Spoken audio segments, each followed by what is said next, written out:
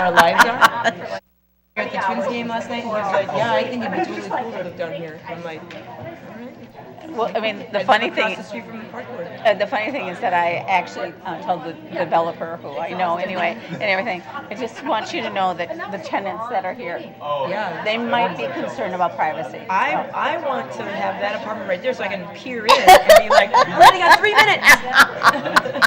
And then you, Dinner chair, I gotta go. no, you can have a catapulting you I over. can a string and cans. And Right. Be like, present.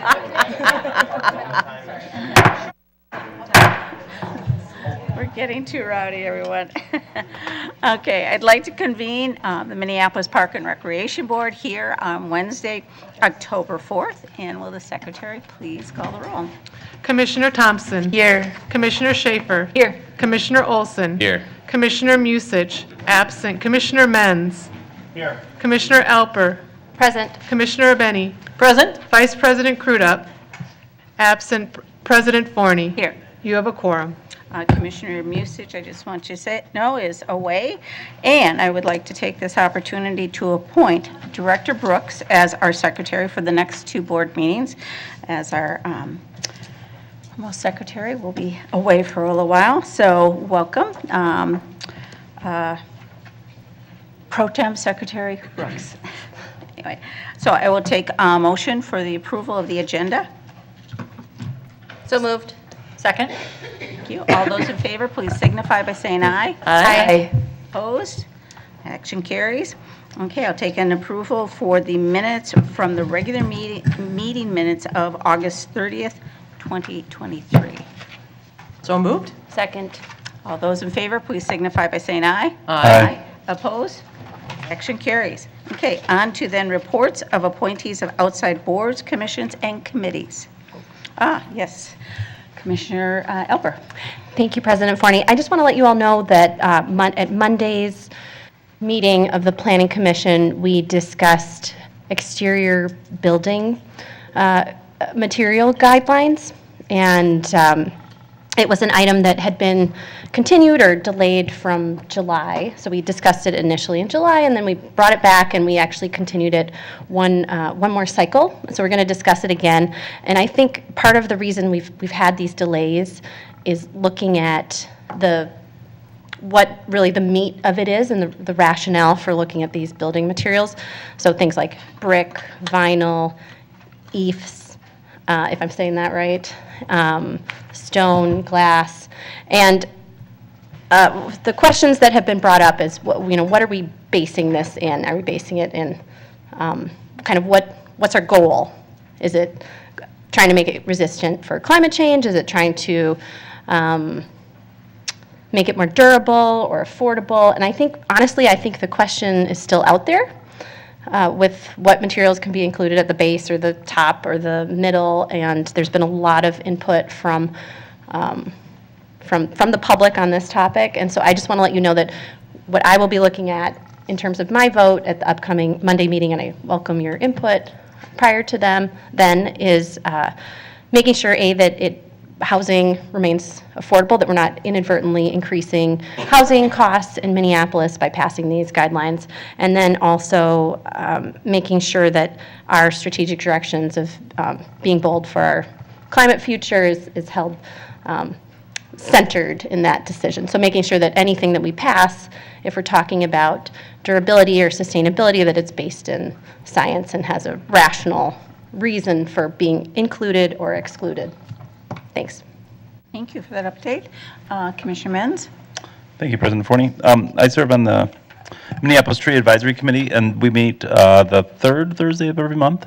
And I've been on it for a few months, and I'm really starting to figure out how it functions and who is on there. And we had a really good discussion this week around the Emerald Ash Borer and,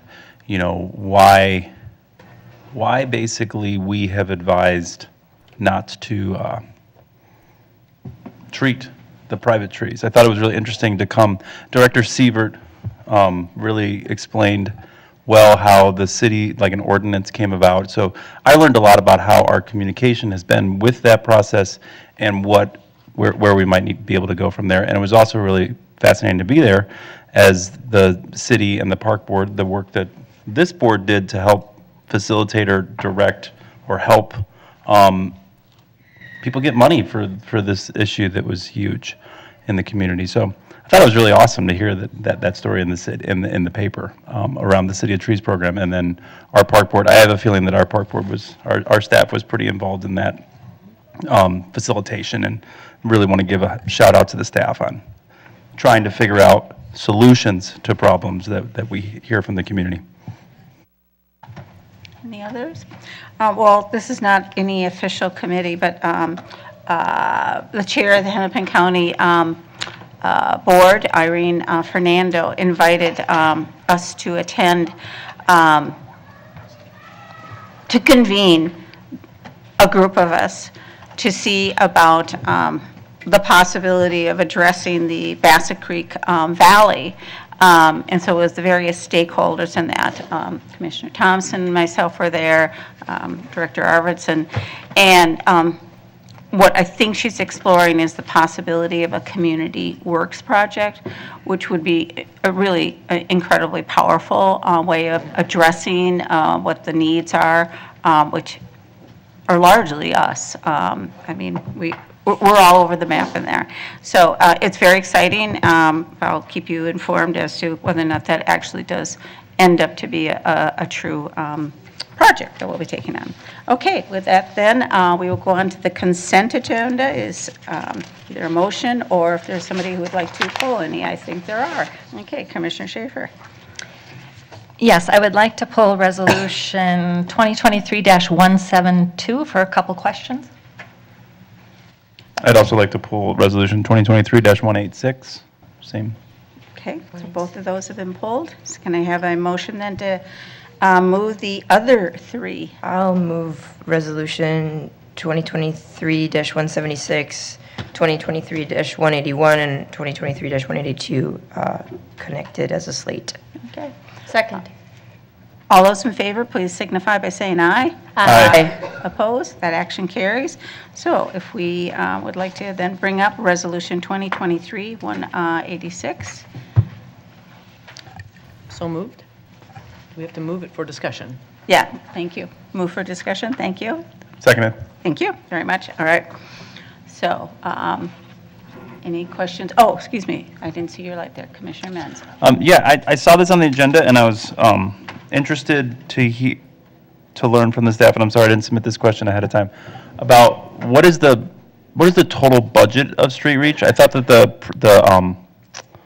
the proposal was really well done. I really was interested in looking at the budget and and the events that this group is doing, but I'm wondering, what is the total budget for the Street Reach program, or is this the total budget? I'm assuming not. Thank you for that question. Good evening, President, Forney, Commissioners, and Superintendent Bangor. Microphone. Grab it. You're gonna need it. Actually, why don't you put it on top of the lectern? Yes. Perfect. Good evening, Commissioners. Good evening, President Forney, Commissioners, and Superintendent Bangor. The overall budget for our department is a little bit over $1 million. This proposal was wrote for a portion of programs that we would do related to the Street Reach program. This RFP was answered, and the budget this is a reimbursement grant for $84,136. And this funding will allow me to increase the Street Reach hours in 9 recreation centers citywide, and also to pay for a facilitator for 4 Hope in Action community events around violence, prevention, and other safety and awareness topics in our community, and also to buy food for the kids in the program. I also added 10% of administrative costs into this budget grant, and that's what I'm asking for a resolution to be able to provide. This Chatted Up is the name of the program. So this initiative is Street Reach Youth Violence Initiative is the name of the actual proposal. Thank you. So this is additional money for this Chatted Up program, which is designed to get kids talking, get the community discussing around youth violence. And then does our Street Reach team only work in certain areas of the town of Minneapolis? Is that Am I understanding that correctly? Yes, that's true. Currently, our street reach team is, in addition to the work that we do around encampments, our street reach team currently is strategically placed in certain recreation centers, which is based on our equity matrix that we've used. Okay. Yes, currently, but with this program, so I want to say the Street Reach, we will conduct 1 or 2 sessions a week. It's a unique initiative designed to foster positive interaction and engagement between our parks, our youth, and the community. This program is resolved around 3 core elements: conversation, support, and community building. I did have one question for you. So it seems like there's it seems excessively reported. Like there's quarterly you have to give reports to the county. Mm-hmm. What are those reports supposed to entail? Just like how many conversations you're having, or? Yes, so CCVP currently just finished up another grant that we received from the county, and it is monthly invoices. So this is a reimbursement grant. So I submit an invoice to be reimbursed, and it's also quarterly narratives. And so they do have some specific outcomes that I have to report on. We have created our data tracking tool to where I've added those outcomes into our tracking tool. So it's daily tracking as the staff is out there interacting with the young people. Thank you. It looks like a really exciting program, and whoever or however you all came up with it, it seems really authentic. And I know that, sometimes as a board we see numbers and they're smaller, but the work that you all do is incredibly important to the young people of Minneapolis, and just the people who are trying to support those young people. So I'm glad. Thank you for finding more money and being innovative with your programming. Really, really excited to see this on the agenda. So definitely, this was something I've done in partnership with my staff. So this was a joint effort with the team. Awesome. Thank you very much. Commissioner Bennett.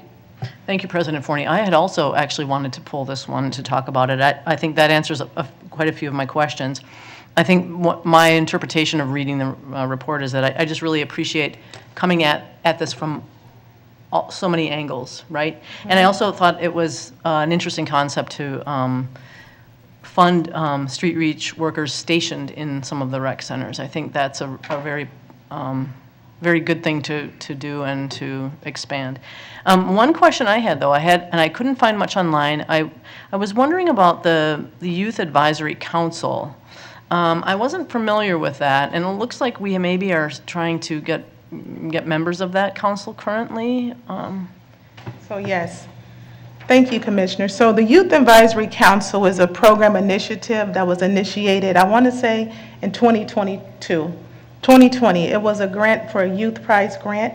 So basically, our Youth Advisory Council, our focus was to have a grassroots approach towards addressing violence and prevention strategies in our park systems. It's an opportunity for youth to have a voice. Right now, our youth are doing outreach to youth around current safety, concerns in the park, and we've been able to really increase our youth voice. Currently, some new initiatives we're working on is a collaboration with Edison High School. This year alone, we've conducted over 300 surveys with young people at Edison High School, through our 25 pop-up park events, through some of our community initiatives that we're doing. So the Street Reach is just this designated intentional time where we're reaching out to young people and really getting their voice and impacting some of our programs. So for going into next year, one of our goals is to really work with the Youth Advisory Council as we work on our racial equity goal, really getting their voice into the goal that I'm working on for the department. I love it. Are there, I think the age range was something like 15 to 17. It's a pretty small range for the Youth Advisory Council, right? Correct. But if you have, may we recommend people that we might know that we think should maybe apply for open positions? Yes, the reason why that age is because when we received this grant 2 years ago, that was the specific age we put in the grant. This grant ended September 29th, but we've still been able to sustain the program, so we are going to open up the age. But for that grant, we had to keep it to that age. Okay, thank you so much. Vice President Crudup. All right, thank you. Thank you for the information. Quick question, can you tell me the updated hours? So you said extended hours, and I don't recall seeing it, so I'm curious. So currently, my staff, Street Reach staff, is in about 10 parks. So currently, it's between either 5 to 8 or 6 to 9. What this grant will allow me to do is maybe really have my staff have a set hours, because street reach staff fluctuate based on work we're doing with encampments or what's going in the rec center. These additional dollars will be able to allow my staff to have 15 hours a week. That's a set time, versus I'm constantly changing it based on funding, based on what's going on. So with this money for these specific sites, those street reach attendants will have 15 to 20 hours at that park administering this chatted up session, so this program. And the sessions that they're going to host, you'll be able to consistently have the same individual present at the park for relationship's sake, right? Right, and one of the benefits about this program when we wrote this grant, the street reach attendants are already in these sites, so they already have relationships with the kids in these parks. So it's a natural connection. They're there, they'll build the relationships. The uniqueness is that intentional programming that we talk about. So we're really having programs, just chatting it up, just talking. And so yes, they've been at the parks already. Yeah. We were already funding it, so now this grant allows me to shift that funding to a specific reimbursement grant. Awesome, thank you. Yeah, I know the team, you guys do some great work, so keep it up. Thank you. Thank you, Leslie. Thank you. Appreciate that. Okay, so not seeing any more lights. All those in favor then of the resolution 2023-186, please signify by saying aye. Aye. Opposed? That action carries. Okay, then to the next resolution, 2023-172. I'll move Resolution 2023-172 for discussion. Second. Okay. I had two questions. Oh. President Commissioner Forney. I had two questions. One was for staff. I see this as change number 8 on this contract that began in 2019, and there was no closeout on the contract currently. Are we kind of keeping this contract open indefinitely until the project money is spent down? Is kind of the first question. And then second question is, we don't usually see overages in our projects because we have so many plans for our parks. So what is our typical protocol for reassigning monies if a project is over budget? President Forney, Commissioner Schaefer, we're processing change order 8, then we'll come back to you with a closeout as soon as we complete the closeout documents with this particular contractor. So in 2024, we'll have a closeout action that we'll bring before you, which is typical, right? Tonight, you'll see some of our documents or some of our actions. We're actually asking for a change order, reallocation of funds, and closeout, right? Just because of the documents that we've received, meeting the contract requirements, et cetera. Second question again? If it closes out, there's still, whatever, is it like $77,000 in that budget line item? What happens if a project is over budget? In this case, where do those funds get reallocated? President Forney, Commissioner Schaefer, any excess balance that we would have would go back to those funds that we list as our sources. We would work with the finance, Julie Wiseman, John Sekink in our office, to make sure that all of the project costs have properly been accounted for to that project. The project this size of $25 million was our budget. $18 million was in construction. So we have 19 construction contracts that we have to negotiate the closeout on. Most of them are closed. So yes, there could be a balance now, but by the time we complete all of our final negotiations, double check all of our costs, Great. make sure that our finance department is fine, we'll see what we have left for balance. Then we would go back to those funds and kind of move them back into those existing funds where we can. Great, that's really helpful. Then the other question is, it seems like some of the figures were incorrect in this document, and I just noticed it this afternoon, or I would have sent it along. when I tallied up 1 through 7 in the change order, it came up to like 63,000 is what it said it was in the list, but in the 6th paragraph, it said it was 52,000 and something. Correct. Now, I'm not sure, I'm not following exactly, but change order 1 through 7 totaled 63,125. And you're saying which paragraph? If you go into paragraph number 6 in the resolution, it states that 1 through 7 relating to the scope was totaling 52,615. The 6th paragraph, right before they're detailed, 1, 2, 3, 4, 5, 6, 7.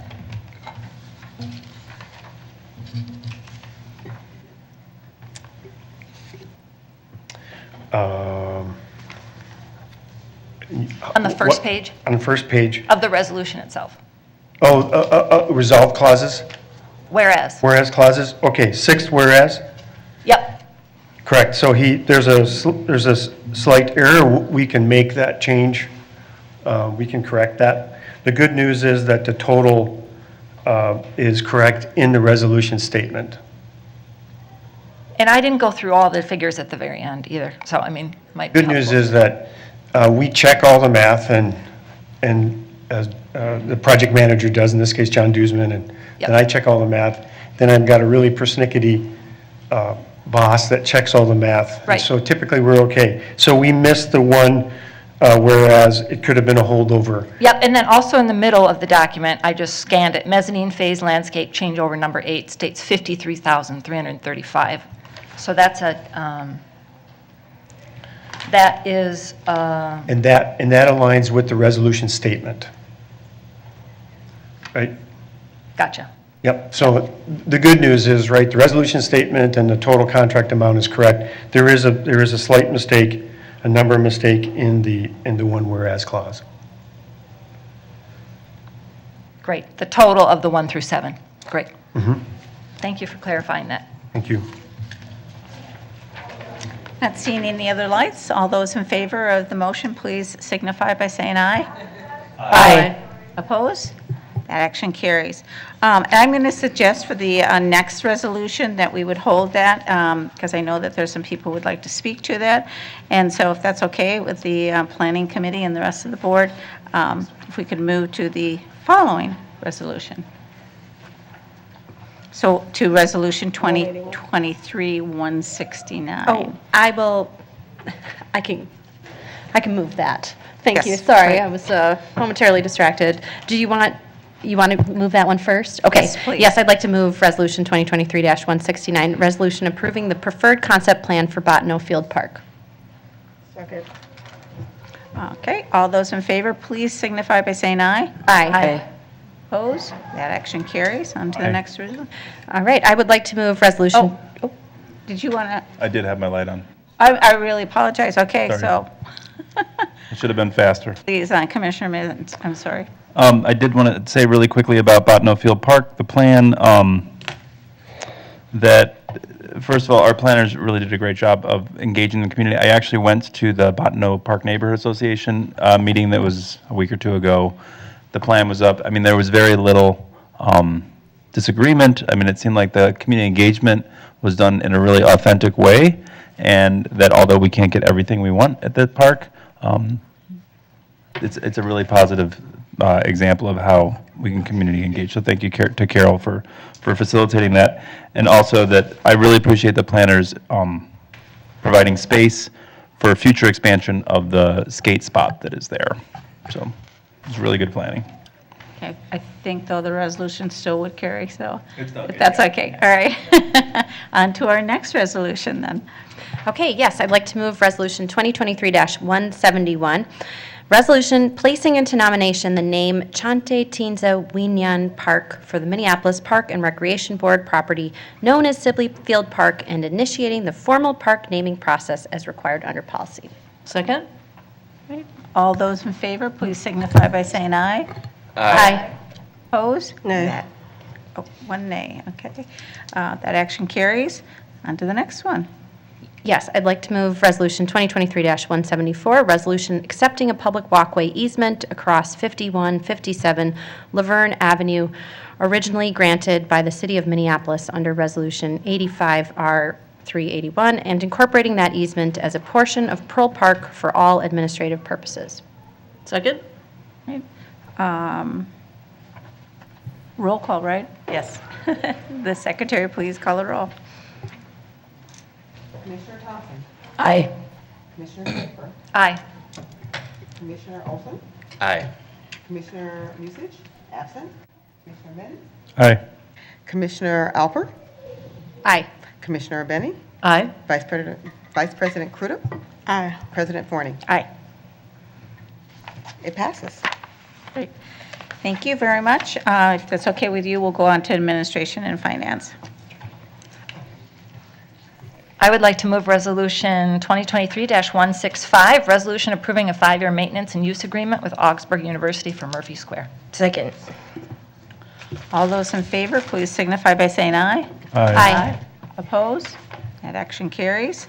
I would like to move Resolution 2023-170, resolution approving a lease agreement with Nicholas Henderson, Vivian Obi, Charles Sullivan, Angelina Gonzalez, leasing residential space at 2030 Marshall Street Northeast, located within the Above the Falls Regional Park for 1-year term, commencing October 15th, 2023 at the rate of $2,960 per month gross, including utilities and taxes. Second? The secretary, please call the roll. Commissioner Thompson. Aye. Commissioner Schaefer. Aye. Commissioner Olson. Aye. Commissioner Musich, absent. Commissioner Menz. Aye. Commissioner Alper. Aye. Commissioner Benny. Aye. Vice President Crudup. Aye. President Forney. Aye. It passes. Thank you. Now on to our next resolution. I'd like to move Resolution 2023-173, resolution amending the 2023 Capital Improvement Program to allocate a portion of the additional funds received from the state of Minnesota as a result of the 2023 legislative session as follows: $490 in lottery and lieu O&M to the Lake Harriet Bandshell area with Minneapolis Chain of Lakes Regional Park, $400,000 in general fund O&M to the Plank Road rehabilitation within Central Mississippi Riverfront Regional Park, $138,000 in general fund O&M to rehabilitation of picnic structures at Boom Island Park within Central Mississippi Riverfront Regional Park, and $1 million in general fund O&M to rehabilitation of walls and stairways within Minnehaha Regional Park. Second. Okay. Not seeing any lights. All those in favor? Oh, excuse me. Yes, Commissioner Alper. Thank you so much. I'm wondering if we could get a little more detail on, I'm particularly interested, not at, I mean, it doesn't need to be right now, but at some point on the rehabilitation of walls and stairways within Minnehaha Regional Park. Would that be possible to follow up? Great. Thank you. As a follow-up? Not right now? Follow-up. Okay, all right. So, with that moved and everything, all those in favor, please signify by saying aye. Aye. Opposed? That action carries. And I am going to be a little early here, but we'd like to hear from the public, so I'm going to start reading to you at least the rules about our open time. So, thanks to all of you who want to share your thoughts and ideas with us during open time. Before we start, I want to provide an abbreviated version of the open time board rules. All individuals wishing to speak may call in before noon the day of the meeting to be placed on the agenda, or can sign up at the board meeting prior to the start of open time. I will be calling on people only on the sign-up list. Open time for public input shall not exceed a total of 15 minutes, with the time limit to be allotted by myself, the president. Please watch the timer up here to be considerate of others here to speak and to stay within your allotted time. During open time, public testimony will be given without debate, and only clarifying questions from the board will be allowed. 2 types of items not appropriate for open time in order to protect all the privacy of individuals are pending litigation and personnel issues. So please refrain from commenting on specific personnel issue. We will not tolerate discriminatory and/or harassing words directed at anyone. So please ensure that all comments you make tonight comply with the policy. This board made the decision many years ago to operate under Robert's Rules of Order. Under Robert's Rules of Order, the ceding of time to another person is not allowed. So only those signed up to speak may only speak for their own allotted amount of time. We also request that each speaker provide his or her name and address. So I know we're a minute early, but if can get the roll of who wishes to speak here momentarily. Thank you. All right, we have 14 people, so I am sorry, but I'm going to allow only 1 minute because, like I say, 15 minutes is what we allot. So the first person is Dale Hume, and then after that is going to be Brent Nelson. Welcome. Welcome, yeah. Hello, I'm Dale Hume from New Directions Youth Ministry, and we coordinate the hockey program out of North Commons Park. So I'm speaking to the North Commons plans. I'm not quite sure I understood, but it seemed like the board approved both plans, which is great. It's irrelevant to what I have to say. I have 3 things regarding part of the plan.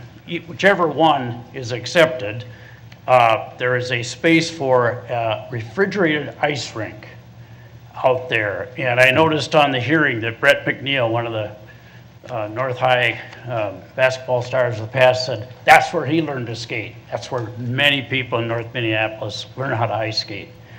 And so it says on the refrigerated rink that the funds are being raised by an outside source, and that is true. New Directions is taking the responsibility for finding the funders. We have relationships with the Minnesota Wild and others. Sorry, Dale. But we wanted you to know that while you are going out securing funds, that we are open to getting funds from any source. And you wouldn't want to turn some funds down and say, well, we have enough at North Commons. No, there's always more that can be used for the refrigerated rink. Thank you. One other time, just as a... Dale? No, I need to tell you this. No, On the Dale, I'm sorry. Both the master plans don't have enough room for a designated hockey storage place, and that should be about 800 square feet. And also for a warming room. The warming room is way too small. Should be 800 square feet on whichever plan is done. And the last thing is, we're hoping to get a memo of understanding from the park board so that we can go ahead with the fundraising. We can't do that until we get some sort of Thank you memo of very much, Dale. understanding. Thank you for your time. Okay, Brett, and then it's Mitchell Hansen. Good evening. My name is Brent Nelson, and I'm a resident of North Minneapolis. I'm here today to express concerns to the board about the Victory Park improvements that were initiated in 2019. In 2019, with construction currently delayed by 4 years, with a current tentative date of spring/summer 2024. This project was, the wading pool that was in Victory Park was removed against the wishes of the community in 2019, and it was committed by the park board that this would be replaced by a splash pad. This project has had multiple delays due to poor project management, a lack of attention to the project, and a history of the Minneapolis Public Parks and Recreation Board underserving parks in North Minneapolis.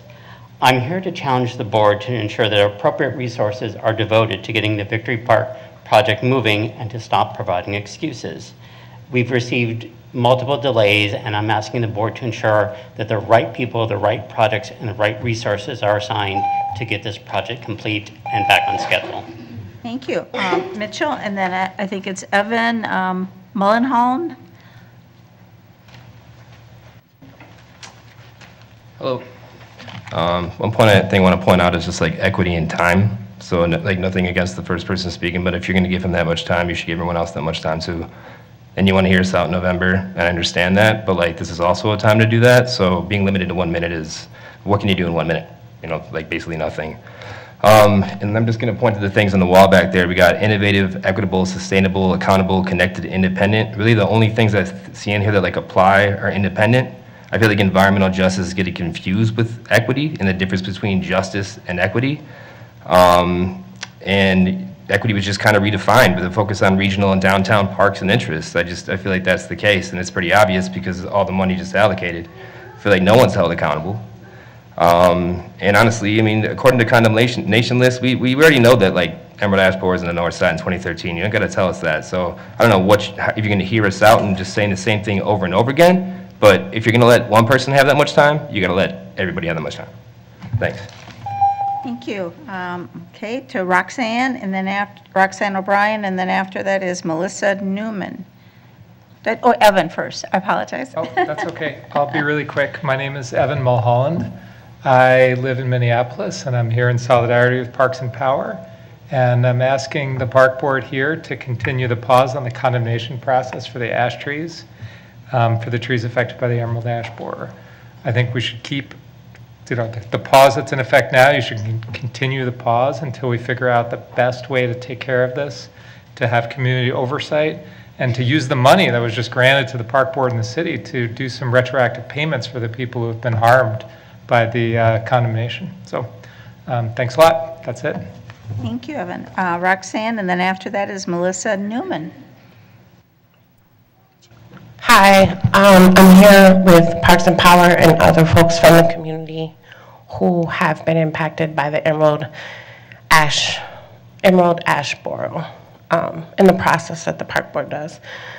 I'm here to say, since I have a minute, that we're really strongly telling y'all that you need to halt the condemnations. Like, do not continue to do them until the park board has a detailed process that community can approve of that allows more transparency and allows more equity and justice in the process.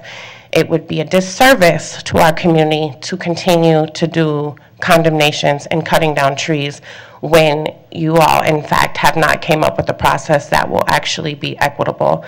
I also want to ask that we see the racial equity impact analysis tools that you guys have for this. You guys have this tool, and we're wondering why you're not using it. We want to know, like, what would the outcomes have been had you used the racial equity impact analysis? We also don't want anyone to sell our trees anymore. They should not be getting sold as carbon credits. There's some lies going on out here that you guys are planting trees. We're going to these locations and there are no trees in these tubes. So you're now making money with Green Minneapolis, and we think it's a conflict of interest. You should not be selling trees that Northside doesn't even have to companies who are polluting to offset their emissions. This is ridiculous, y'all. Thank you, Roxanne. The last thing I want to say is we want the money that we get from the state that comes all over for this, so our community can start a workforce of taking care of our tree canopy on our own. So we want to be able to benefit from the dollars that are also coming economically. Thank you, Melissa. And then after that is Pierre Hastings.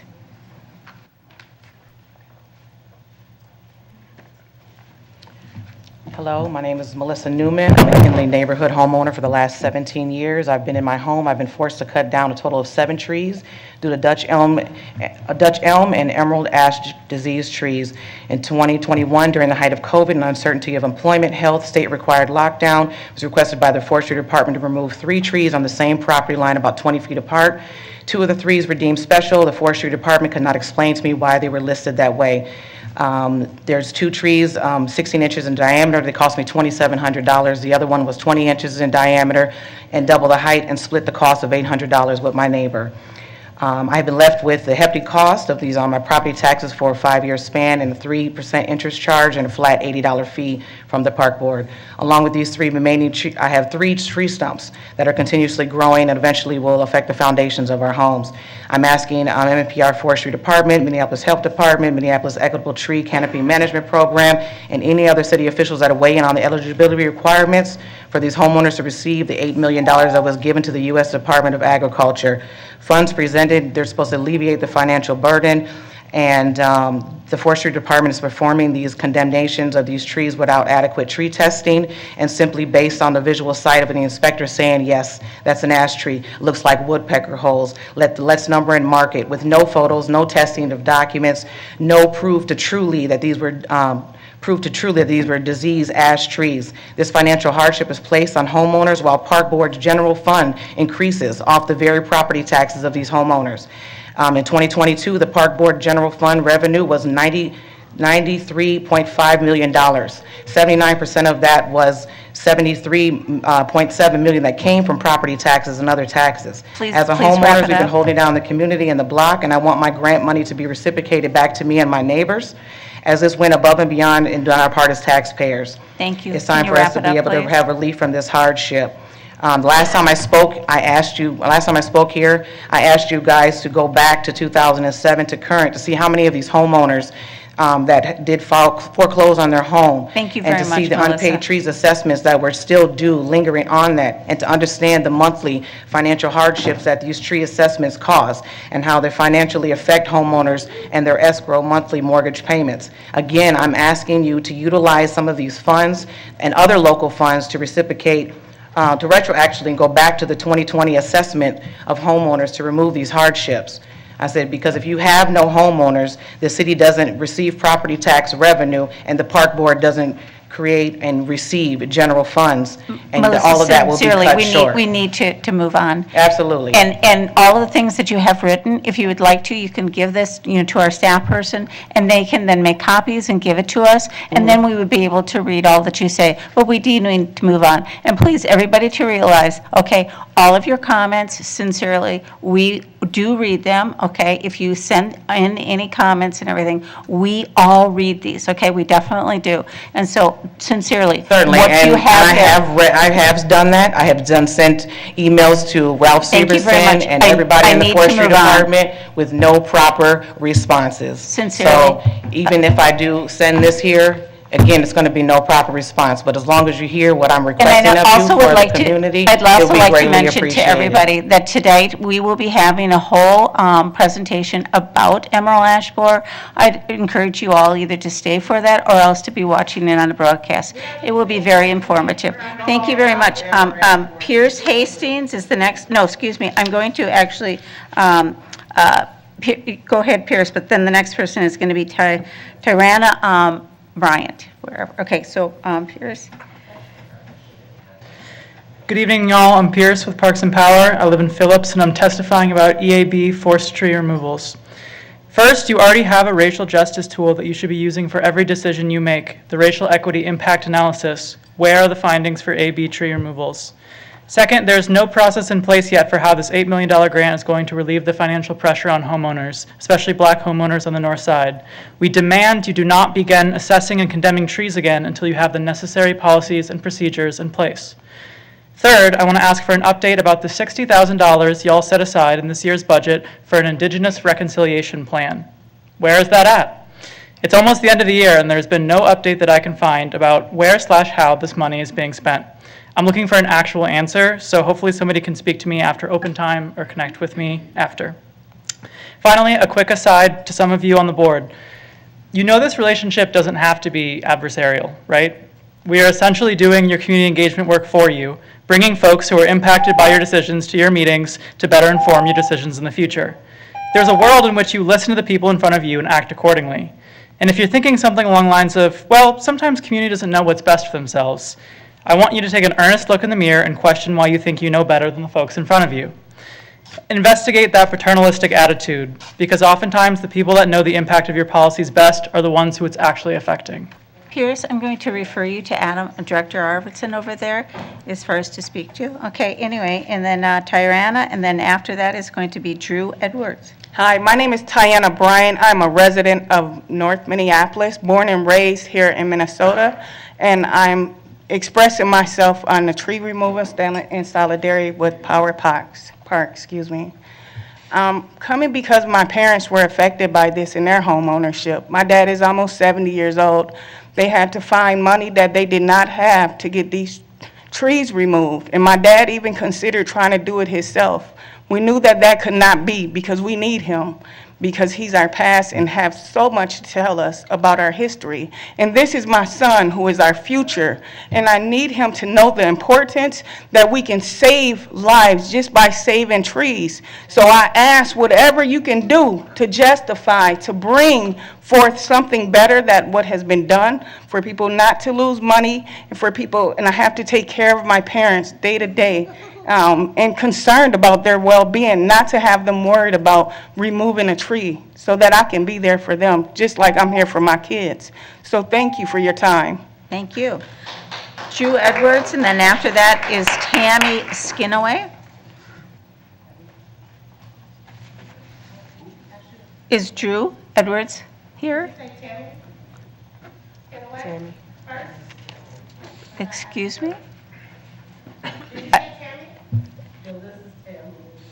Is it Tammy or Drew? No, I'm saying Drew. I am Drew. Then welcome. Thank you. Thank you for having me, y'all.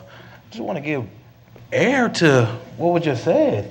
I'm just kind of blown away. I don't get to attend these much. I'm an educator. I live over North Minneapolis. I've been working with kids for the last 15 plus years, and the reason I come here is in solidarity with the leadership, not just with these individuals, but a lot of individuals. I'm kind of floored just for a tidbit, because I obviously don't have the time, and I'm just out of breath because it's such powerful work, but we have a tremendous opportunity. I'm always encouraging my students, and I encourage myself. That's why I got an education, because we have more than the people. We have the opportunity, and we have the talent and the capability, and everything that these individuals have done to what this individual just said. They've done the research.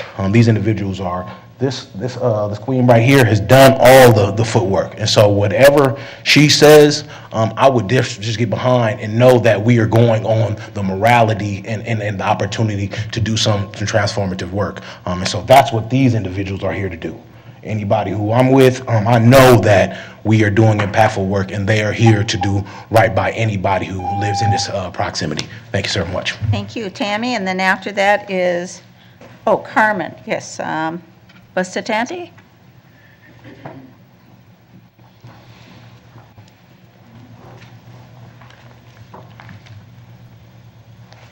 Anin Buju, Indigenous Nigani Giji Gokwe, Indudum Awasizi, Minneapolis, Sandy Lake, and Dujaba.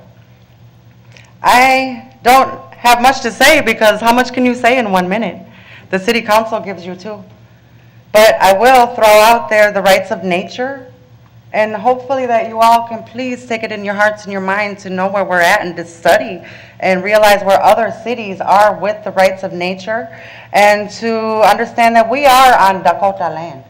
I'm an Anishinaabe Irish woman. My mother's sitting back there, and she very much loves trees.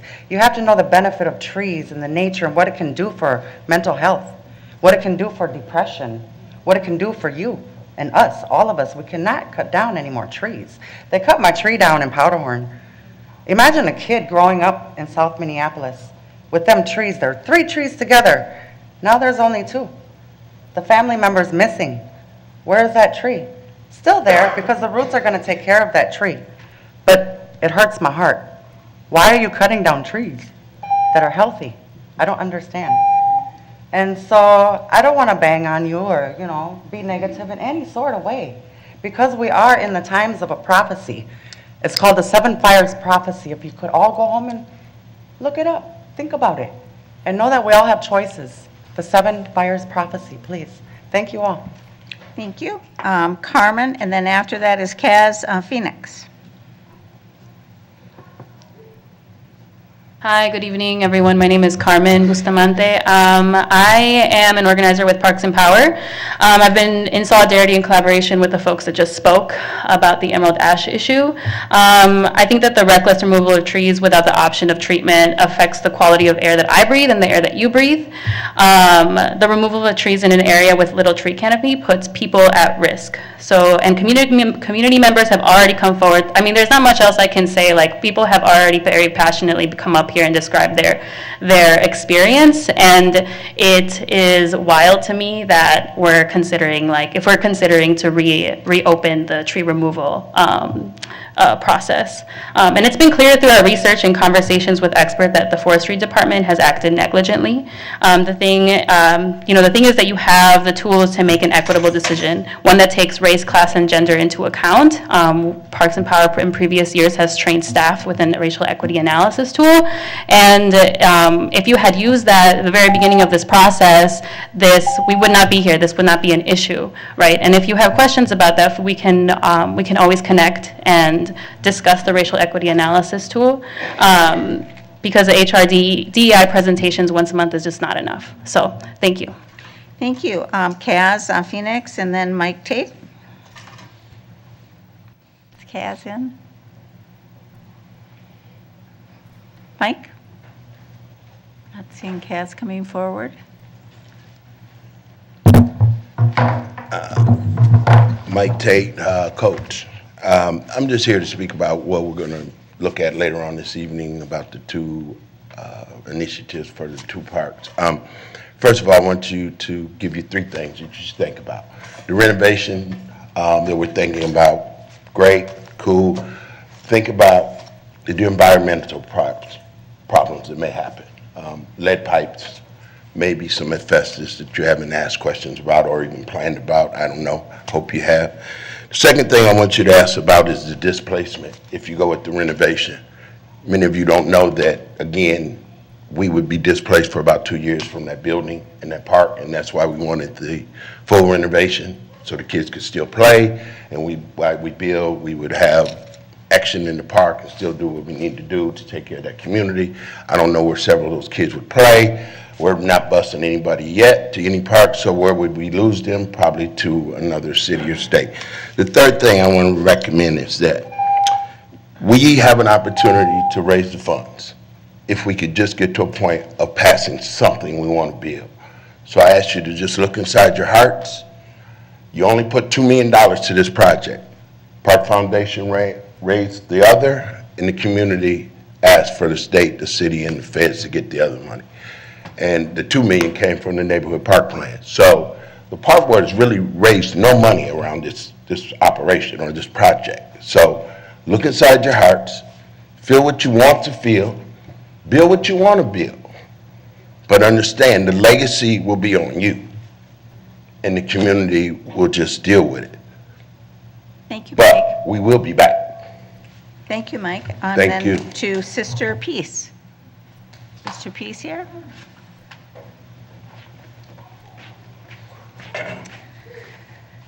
Peace. It's good to be here. Not until Sister Roxanne O'Brien informed me this evening was I aware that I have an 80-year-old elder. She just turned 80 this year. She has I think, 52-year-old son who's critically ill in the hospital. And she has a tree that kept dropping all of these, branches on her porch, and she got it cut. And so recently, I was driving her somewhere and brought her back home, and she was pointing out how, because they cut it off, I'm like a stump. Like I wasn't aware of the impact of the stump to the earth until Roxanne O'Brien informed me this evening, which I think really distinctly points to the importance of community leadership.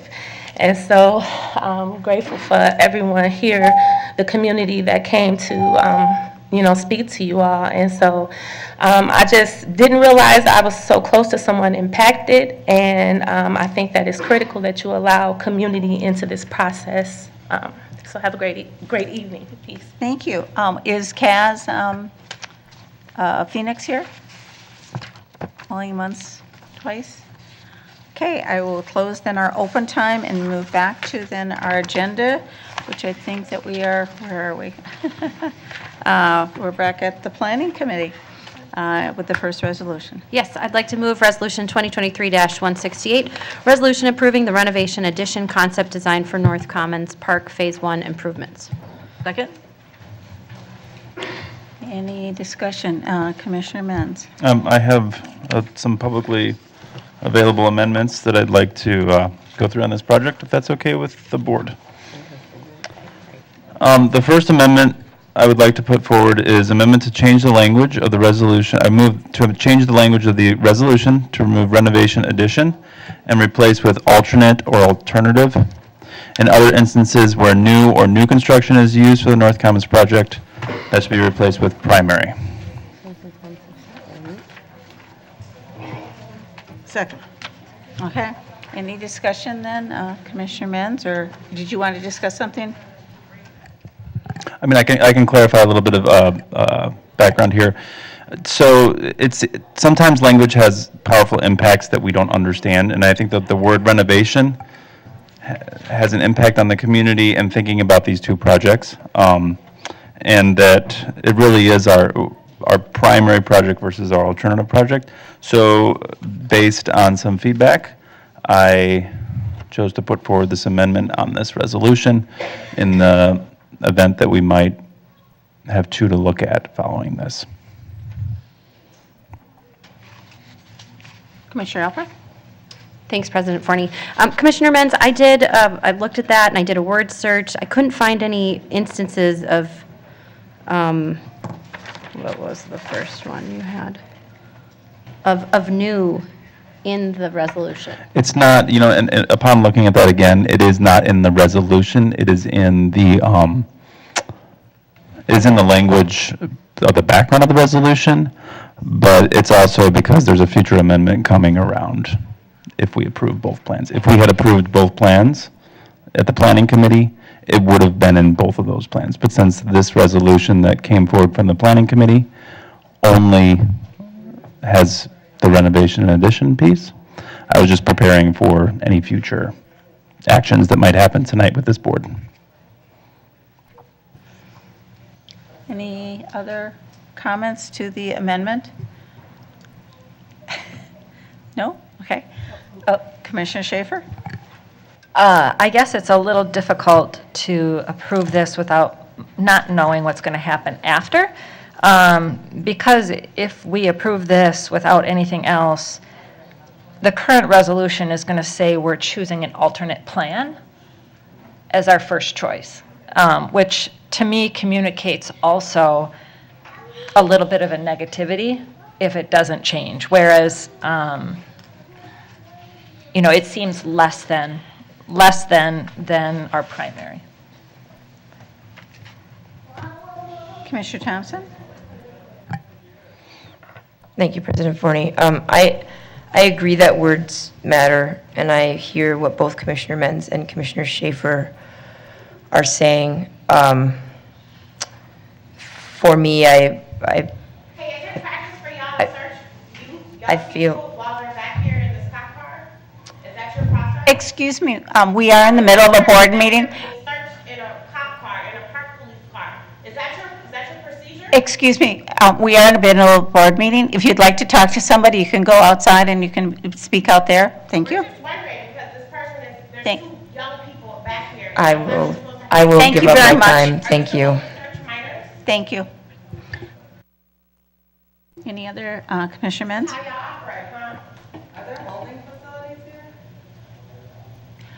If you have something to address, you can address to the people who are outside. We are in the middle of a. But you guys eliminated that after George Floyd, and one of your officers had something to do with that. So are you going to open it back up so community now can ask questions and get some transparency? Because you keep shutting down every time we try to talk to you. We send you emails, we call, we ask you to join us. Excuse me? Now we're here every other day, and you're trying to silence us. We're asking you simple questions, and if you would answer our questions through email, and if you would answer our questions when we ask. Thank you very much for your comments. Please take them outside. At this point, please. You have a conflict of interest on this board. You're a realtor working for U.S. Bank. You have no business being up here making so much money for your Thank you. clients. It's a confidence. You need to be investigated. Would you please leave the premises? Please, would you go outside of this proceedings? We are in the middle of a Thank you very much. Okay, Commissioner Menz. Commissioner Benz. Would you like to continue, President Forney? Okay. All right. So I agree.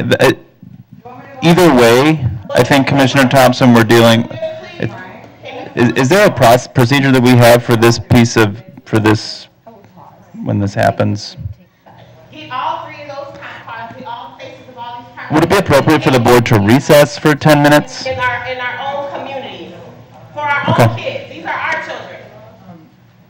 I agree, language is powerful. There might be a disagreement about whether or not renovation is more alternative than not, but For two young people. You should be ashamed of yourself.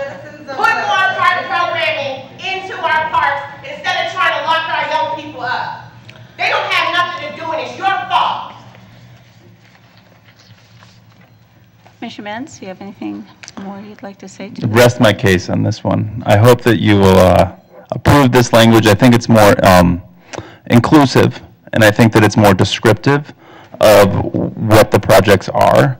That there was a primary project that came out of the planning from 2019, and that we are looking at an alternative project. I don't think it's unfair to think that way or to name that. And I think that that happens in fundraising. I think that happens with projects.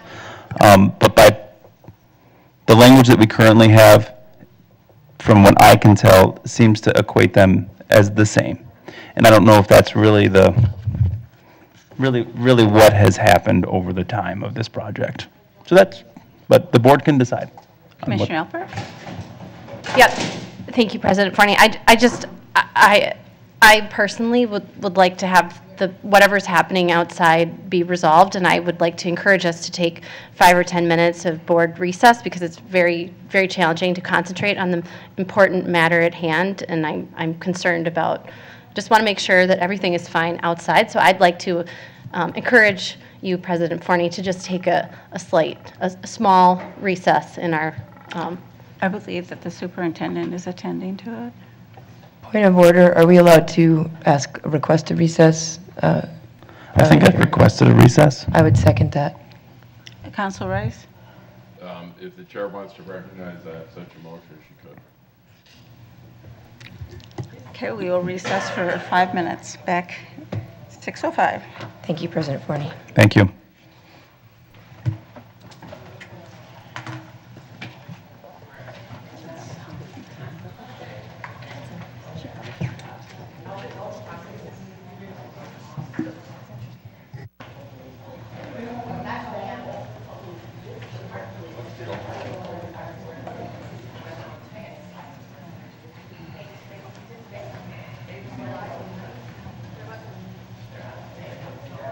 So now they're about to transport these young people somewhere. This is dirty, y'all.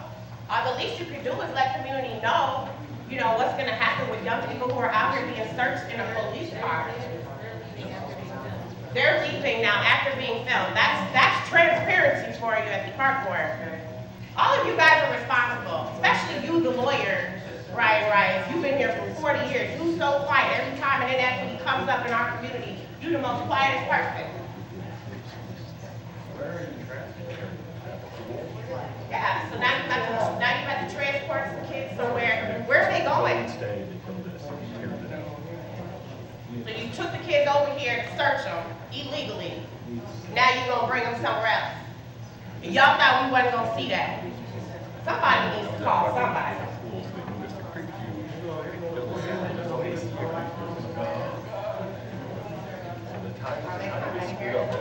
Oh, look, they're about to join us now. They're upset that we're watching them and that we're holding the whole situation accountable. This much money, it's a cool thing. They better be coming to report. If you want to have a conversation, you know, and talk about what's happening down here. I think we can all, it's a recess, there's no meeting in here right now, so. So what's going on? I was thinking about putting this all in Lincoln. I'm an individual environmental, it's nice to have this work green, but at the same time, I know you guys want to play these With a guy. So did you find a guy? Did y'all find a guy? So you're back there searching him? So the case that we're investigating now is that we could have there's suspects in that case. They've been involved in stolen vehicles. So this is the process, you bring them here, and then you search them in the car? Yeah. First, before we decide we're going to arrest them, we interview them. You interview them outside in the car? They're not being interviewed outside. Are they micro?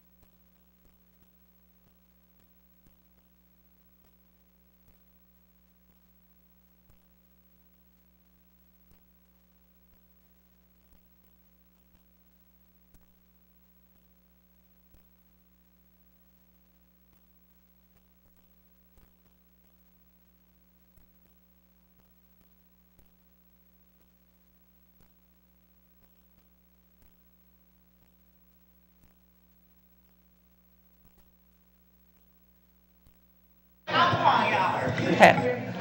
Okay, I'll reconvene then the full board here. We're in the discussion. I believe that we're at a point of, on the, oh, excuse me, yes, Commissioner Alpert?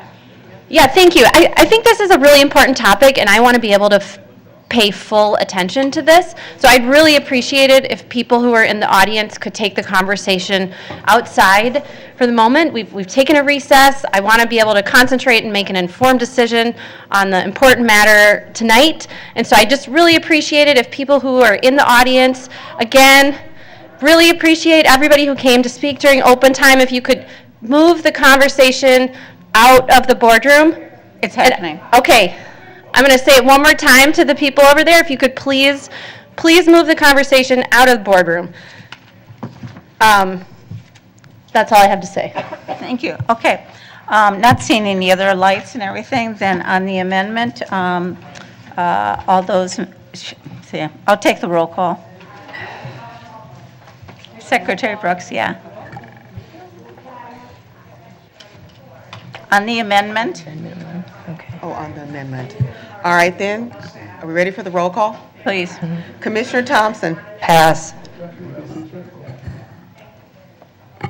Commissioner Schaefer? Nay. Commissioner Olson? No. Commissioner Musich is absent. Commissioner Menz? Aye. Commissioner Alper? Nay. Commissioner Abeni? No. Vice President Crudup? Aye. President Forney? Nay. You have, Pass. To the pass. Commissioner Thompson? Abstain.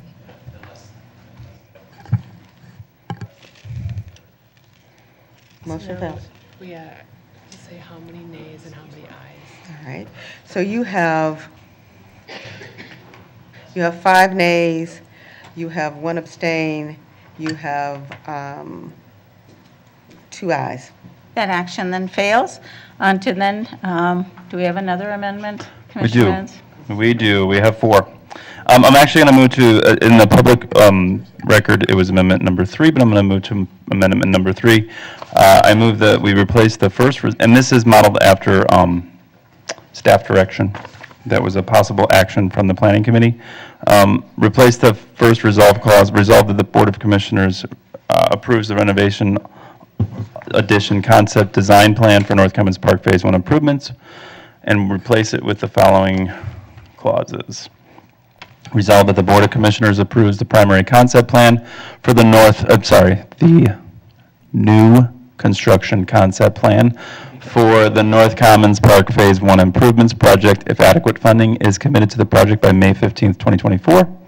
Resolve that the Board of Commissioners approves the renovation addition concept plan for the North Commons Park Phase 1 improvements project if adequate funding is committed to the project by May 15th, 2024, and if that funding is insufficient, to build the new construction plan.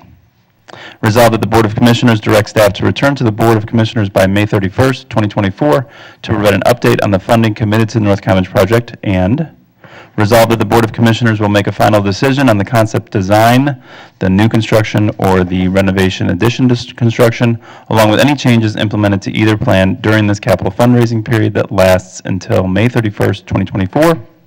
The final board decision, if necessary, will occur at the June 24th, 2024 meeting of the full Board of Commissioners in order to ensure that the board meets all funding timelines and does not risk losing any funding that is time dependent. Resolved that with this amendment, the Board of Commissioners commit MPRB to a transformative construction project at North Commons Park that engages and involves as many stakeholders as is necessary to get the best possible programming, construction, and economic outcome for District 2 and the citizens of Minneapolis. And the Minneapolis Parks Foundation may not be limited to a renovation concept design only option in their fundraising efforts through May 31st, 2024. Second. Okay, hearing a second. Any lights? Commissioner Thompson? Thank you, President Forney. I personally, obviously, I have a lot of thoughts on this and a lot of commentary, but I would first like to hear from staff or any others in the know in the room. I believe Mr. Evers of the Parks Foundation is here as well, to speak about, in a best-case scenario, what would this delay, and in a worst-case scenario, what would this delay by adding this amendment? Perhaps Mr. Director Elias. I always get that wrong.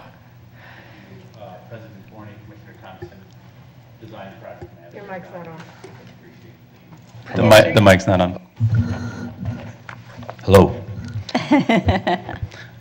To your question, Commissioner Thompson,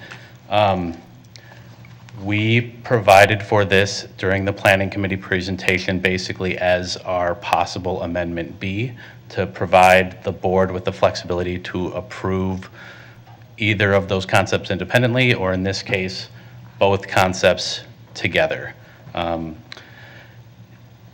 We have heard from members of our legislative delegation that they've been hesitant to provide us with additional funding because the park board has been unable to decide what we want to do with this project.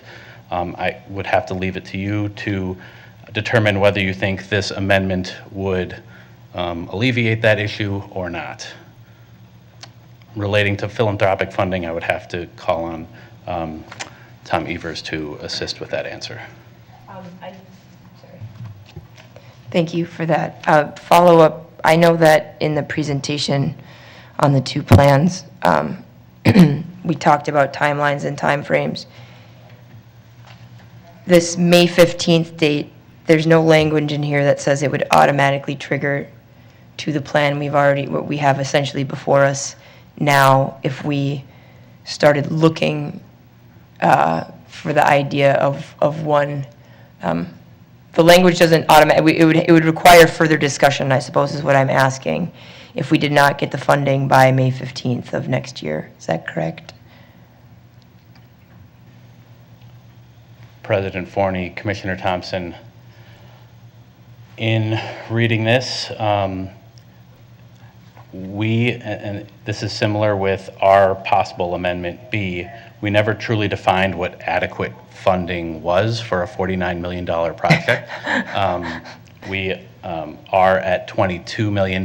We have a $12 million ask to the state for the next legislative session, and we have philanthropic work that we're hoping to begin here. It's already begun, and we're hoping to formalize here later this year.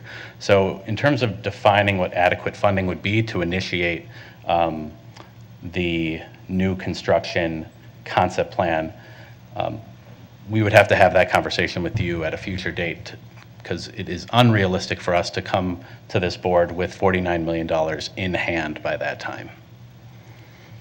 Thank you. I had another question. Oh, yeah, materially, we talked about this 2 weeks ago, but Mr. Tate brought it up again tonight. That is, the park facility would essentially be, the building itself would be temporarily offline on the currently on the table plan. This one being proposed, we would be able to keep that open. Is that correct? President Forney, Commissioner Thompson, that is a key difference between the two plans. A new construction plan would allow us the flexibility of building that new facility while maintaining the current facility in its current location for the duration of construction. Since we've created concept options that looked at renovating this facility, we've been having conversations with Recreation about how to perpetuate recreation services for the duration of construction, including the possibility of really leaving the majority of that facility, including the gymnasium, open for as long as possible. There's very little renovation activities that need to occur in the gymnasium itself. And so we do have the scenario, and we are looking very closely at really reducing the amount of time that at least that single gymnasium is out of commission for the community. And then we've also been working with Recreation staff, and I do have Nicole Hernandez here, the Director of Recreation Centers, who could talk about some of the work that Recreation is planning to do around temporary and future recreation, if that would please the board. We'll get to I mean, I know the options, and I appreciate you speaking toward these different things, and I would always love to hear from Nicole Hernandez, who's wonderful.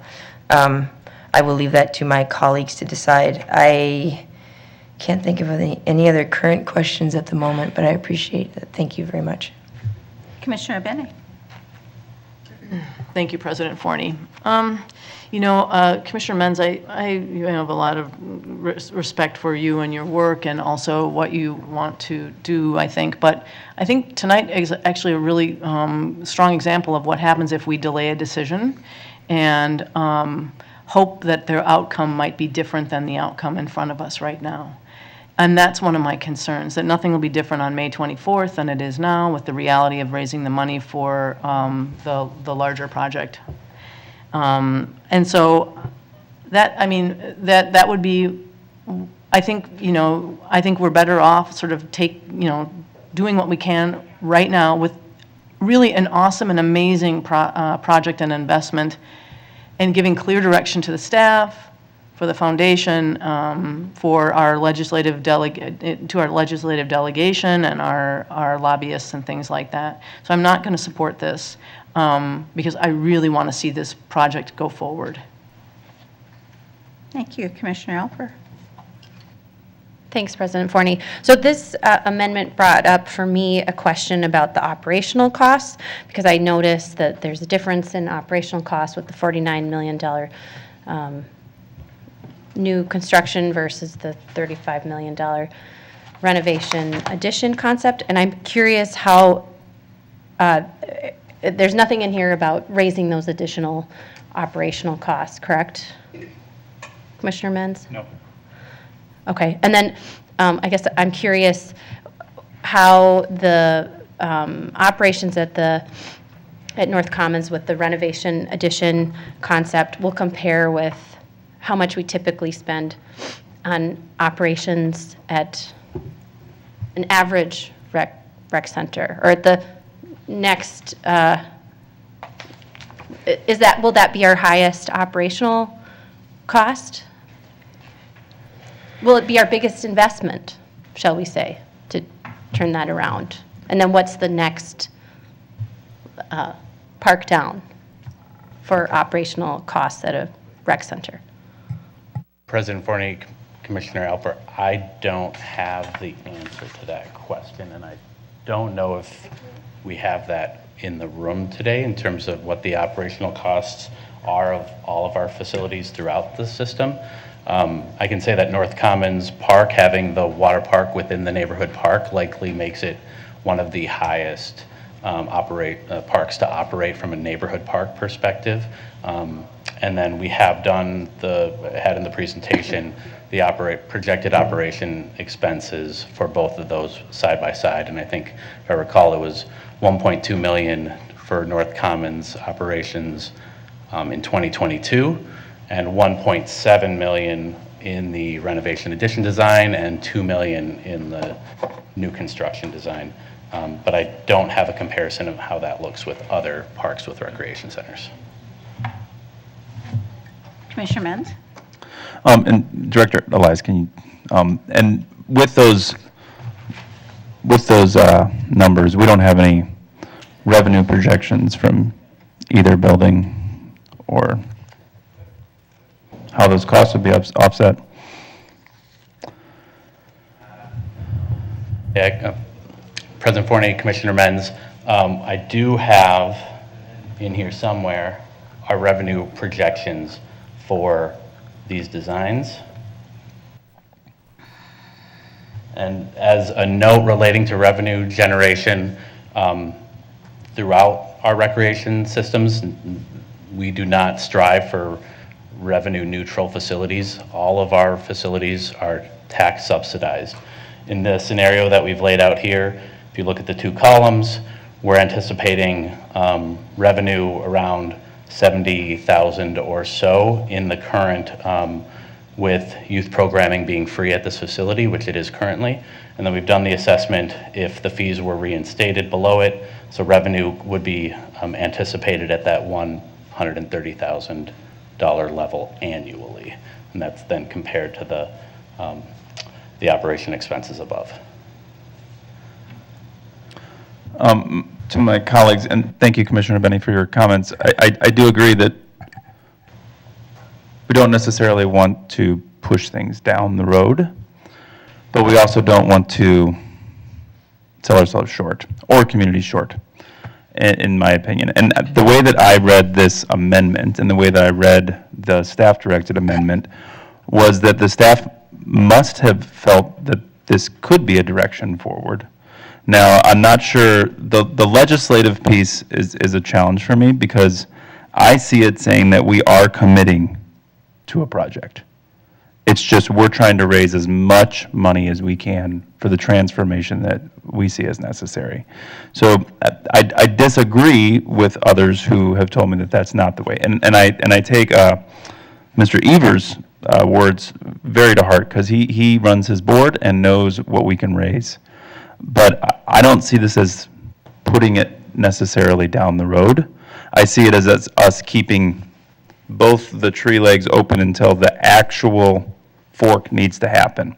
But staff, I'd really like to be interested in what staff thinks about, because I've heard that if we don't go forward with this, that it is pushing it a year and a half to 2 years out. And that is a factor. But I'd also like to hear from maybe the legislative staff around how this decision to put money forward would not resonate with the state. And I guess maybe I need a little bit more education, but I see it as we've got, the fork isn't happening yet according to what I saw in the plan, but I would really appreciate to hear from our staff on that. Commissioner, Commissioner Thompson? If you'd like to hear from staff first, I'm okay with that. Well, I guess that's what I hear. I'm hearing people say they want it, but anyway, I heard you wanted to hear from Nicole, but I wasn't sure if you were. Okay, so, all right, Pamela. Thank you, certainly. President Forney. And I know Councilor Rice would love to, Lobbyist Rice would love to speak too. President Forney and Commissioner Menz, commissioners. Council Rice can weigh in as well. But in the meetings we've had with legislators that would be instrumental for this project, they have expressed a desire for us to commit to a plan.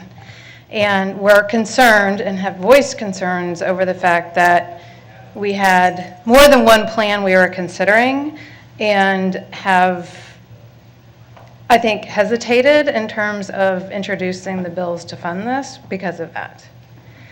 And feel that we have equivocated and are not really getting behind a plan to move North Commons forward. And I would also say that I'm concerned about losing the money we have secured because of the timelines that are tied to those, the city money, the state money, the federal money. I'm concerned about that because the clock is ticking and we're not able to utilize it yet. Thank you. Councilor Rice, since that's been requested. Thank you, Madam President. And Commissioner Mentz, I would echo everything that Ms. Gokemeyer just said and actually underline, exclamation pointed. We got the original appropriation, Pamela, when in 2001, I think. It's 2000, I think.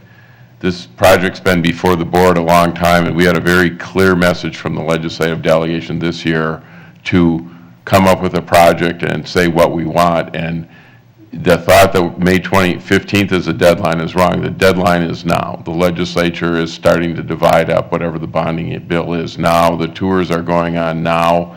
The discussions are being had now.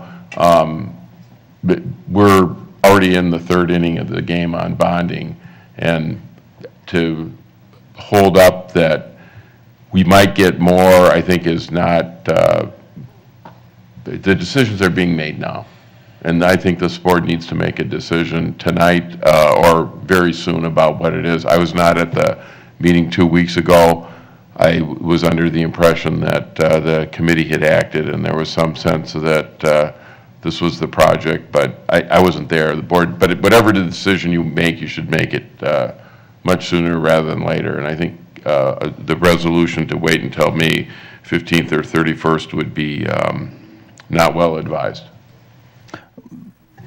Okay, I'm not sure where everybody's at, but okay, Commissioner Menz, for a second time. Well, when you moved on to Commissioner Thompson, I hadn't turned my light off yet, so I wasn't sure if that was still Okay, under my go time. for it.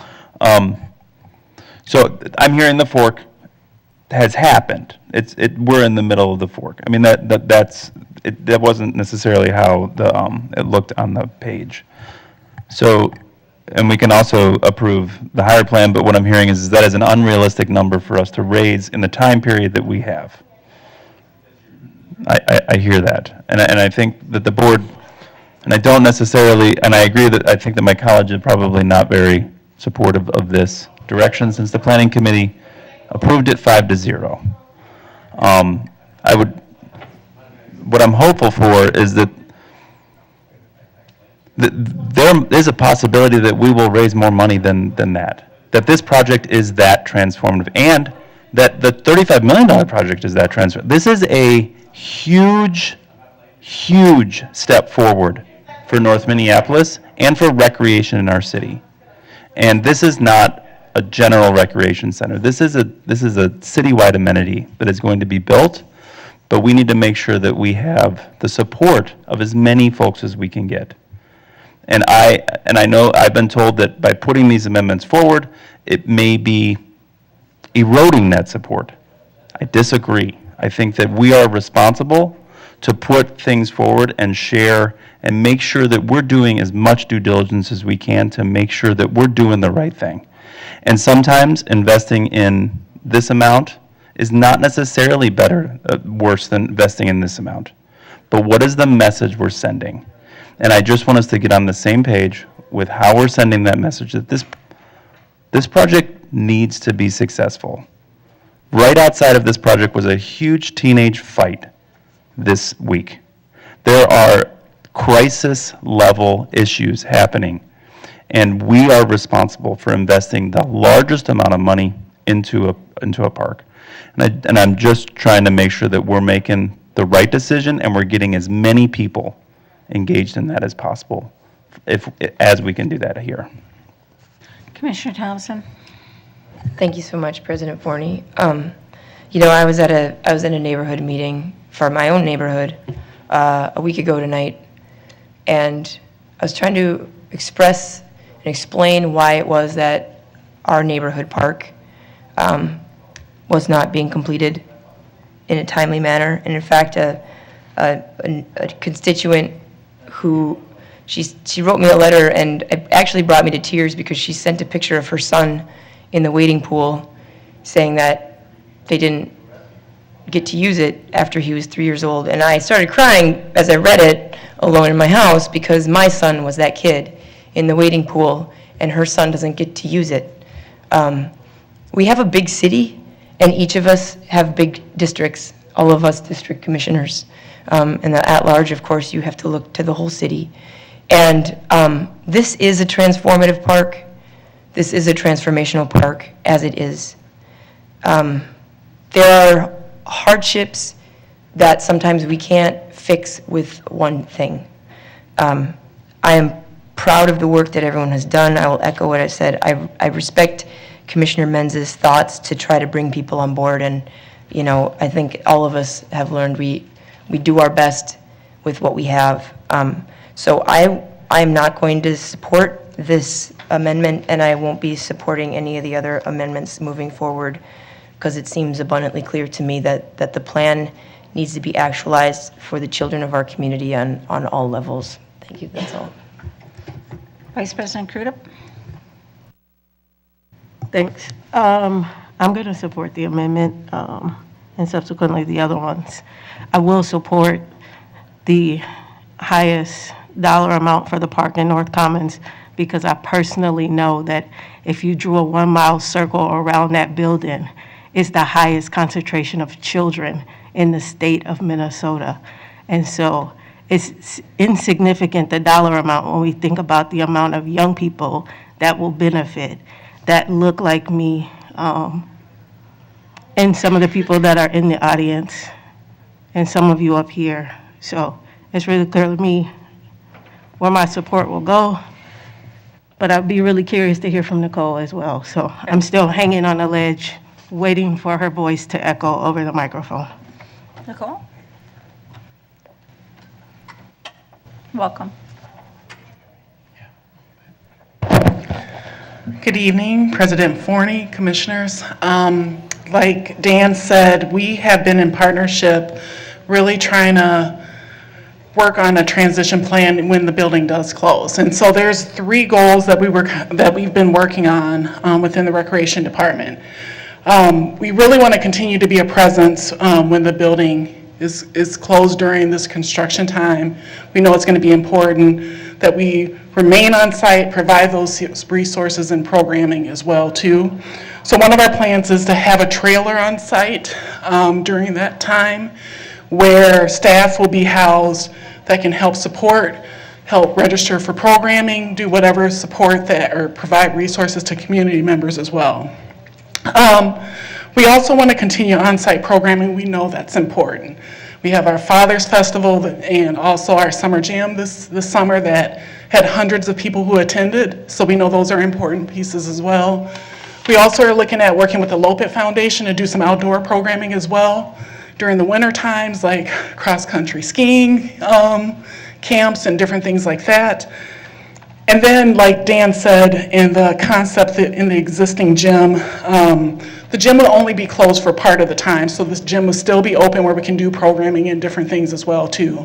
So we will continue to do programming outdoors as well as have an on-site presence through the trailer. Another piece is to continue to develop and create partnerships with community partners. We have one of the best rec supervisors at North Commons. She understands community involvement. She understands how important community is to the neighborhood. She works very closely with community partners already, like North High, as well as the YMCA. So she really understands how important it is to bring community in, collaborate. So some of the things we thought about too was we have an amazing youth line staff who works with 12 to 17-year-olds doing some off-site programming at North High, having a couple programs there as well. Also the YMCA, she's developed some really strong relationships with the YMCA, so maybe using their gym and their spaces as well. And then we have a number of programs through Minneapolis Public Schools, like some of the schools within that. So we've had some strong relationships with some community partners that we've already had these conversations about. Could we do programming? Can we do some other things? And so we would be working on that as well too.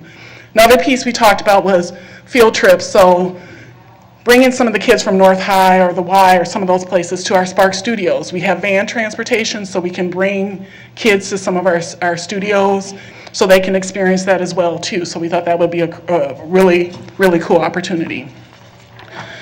Along with that, we feel like the YMCA and PS Big Brothers are just to name a few of the programming offsite, but we really feel like, and we believe, we have built these conversations or built these partnerships with community already, and that's how the concept even became, because we were having these ongoing conversations with partners based on what they wanted to see in the recreation center at North Commons. So that's where the concept design came from.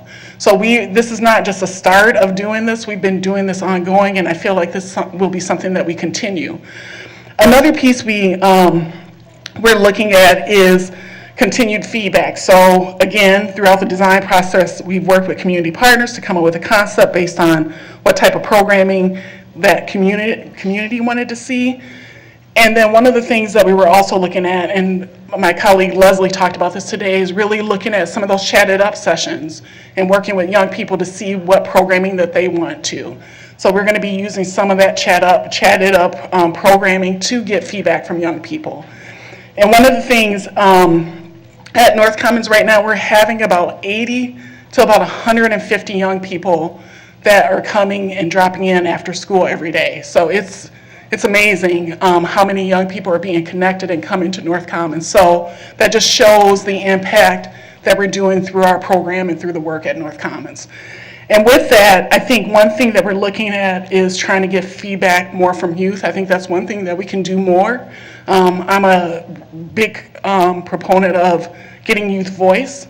And so that's one thing we were looking at, is maybe using our youth council to be ambassadors and some of our team staff to get feedback from youth as well, too, of what they want to see. And along with that, I think it needs to be more fluid. So if we're looking at 2 years down the road, we need to continue to have those conversations with young people. As we know, teenagers, they change their ideas, things change all the time. So we want to continue to build those partnerships and relationships with young people so we can get their feedback throughout the process until the building opens up. So Thank you so Thank you. much. Any questions? All right. So for the trailer, I'm assuming we're talking about some, like a mobile mini type setup. And so are we thinking it's going to be double wide when we say offer program out of it? Because we have, I've been in those trailers, not ideal for young people. They have to be winterized. There's a host of other costs that will come with it. So I'm just curious about the size when we talk about from a programmatic perspective. Yep, so it would be a smaller trailer, mainly for staffing. So our plan would be mainly to do programming outdoors or for events or programming, as well as work with some of our partners, community partners, to do some programming on site at some of those locations, like the Y or North. But the trailer would mainly be for staffing. We'll have our certified front desk person there, so if people want to come in, ask questions, get information, that person would be housed there, as well as some of the staff. So it'd be smaller for staff, not programming. Okay, got it. Thank you. And then I think programming with the Y and the Minneapolis Public Schools, I'd be curious to see how that works, knowing that the Y has its own sort of subset of programming, and they cater to that kind of like K-5 population, and knowing that the parks hit a different niche, right? We talk about relationships. We talk about how amazing Yvette and the team is at North Commons. Some young people may not be thrilled about this, oh, well, we got to go over to the Y. And so I think, have we started to have that conversation for carved out time and spaces in those facilities, like with MPS? I think that relationship may be somewhat easier to navigate too. Yes, I understand that too, and those are conversations that we would be having with young people because, of course, they want a safe space, they want to feel comfortable about those places where they go to, and I think that's where we make sure we build those, continue to build those community relationships where we meet young people where they're at, so where they feel comfortable at. Awesome. Well, thank you. I appreciate it. I appreciate y'all looking into kind of making sure that throughout this, that young people continue to have those trusted adults that they can lean on. So thank you. All right, thank you. Not seeing any other lights, then I am going to ask Secretary to please call a roll on the amendment to the resolution. Commissioner Thompson. No. Commissioner Schaefer.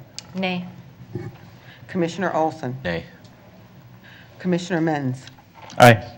Commissioner Alper. No. Commissioner Abeni. No. Vice President Crudup. Yes. President Forney. No. We have 6 nays, 2 ayes, and 1 absent. That does not pass. Okay, is there another amendment that we are? I'd like to propose an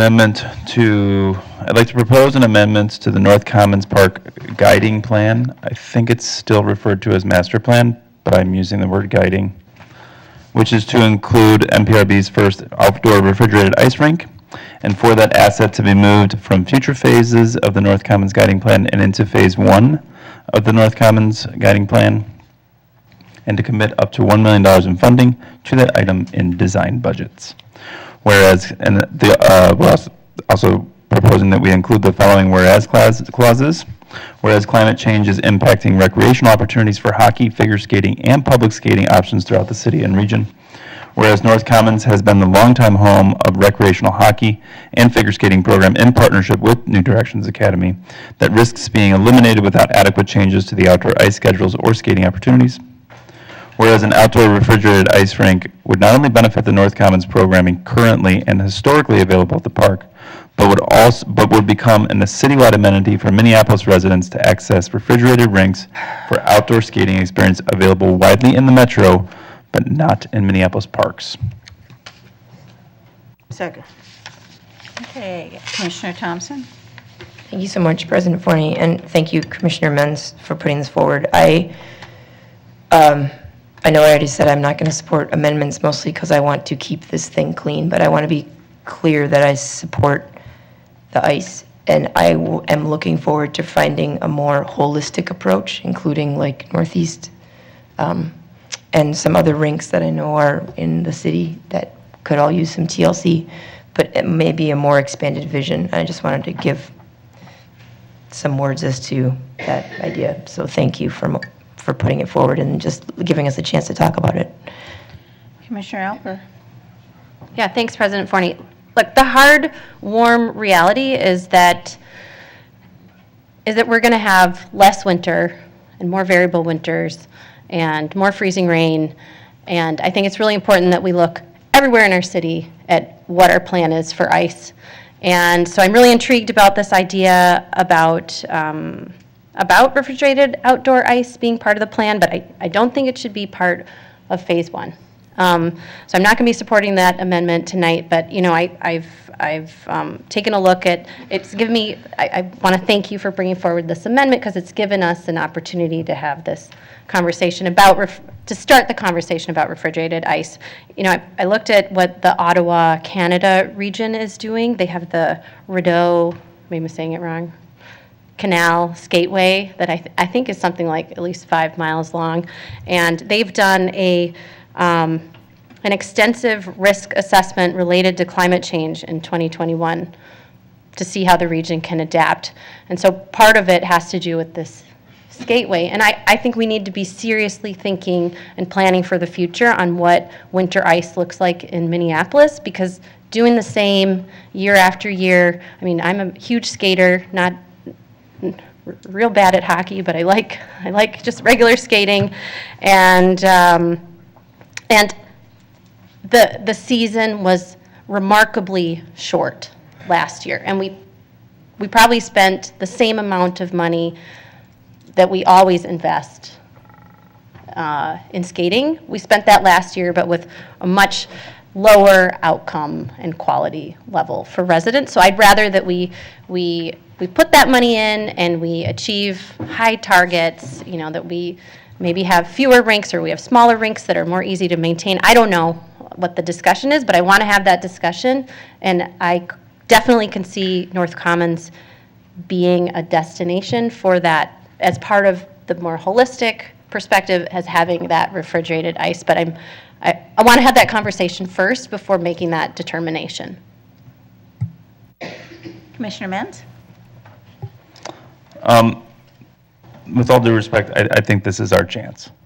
That this has been for a long time discussed at this park, and I'm not sure, maybe the staff can give a maintenance plan or an update, Nicole, on what's going to happen to the ice during construction, or the possibility of when the ice is available during construction. I appreciate Commissioner Alper's sincere thoughts of like, this is something we need to address. This is the first place we should address it. And because personally, we already struggle to reconnect people of color with winter sports. And I want to say reconnect, because the people that I talk to in this community, and in our communities, people on the north side were skating all the time. There was always outdoor activity. That there is that this concept that the Lopet, you know, we go through. There's this.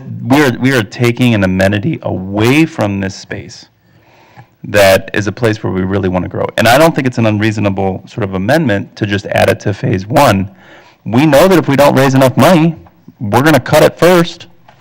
But if we don't put it in phase one, we are telling legislators, we're telling our funders, we don't want to hear from the hockey group. We don't want more people committed or dedicated to this project. We want less. And I don't understand why we would want to do that at this point, especially now, since we're looking at the one project design. So I would sincerely encourage my colleagues to adopt this amendment for the citizens of North Commons and the historic groups that have worked there.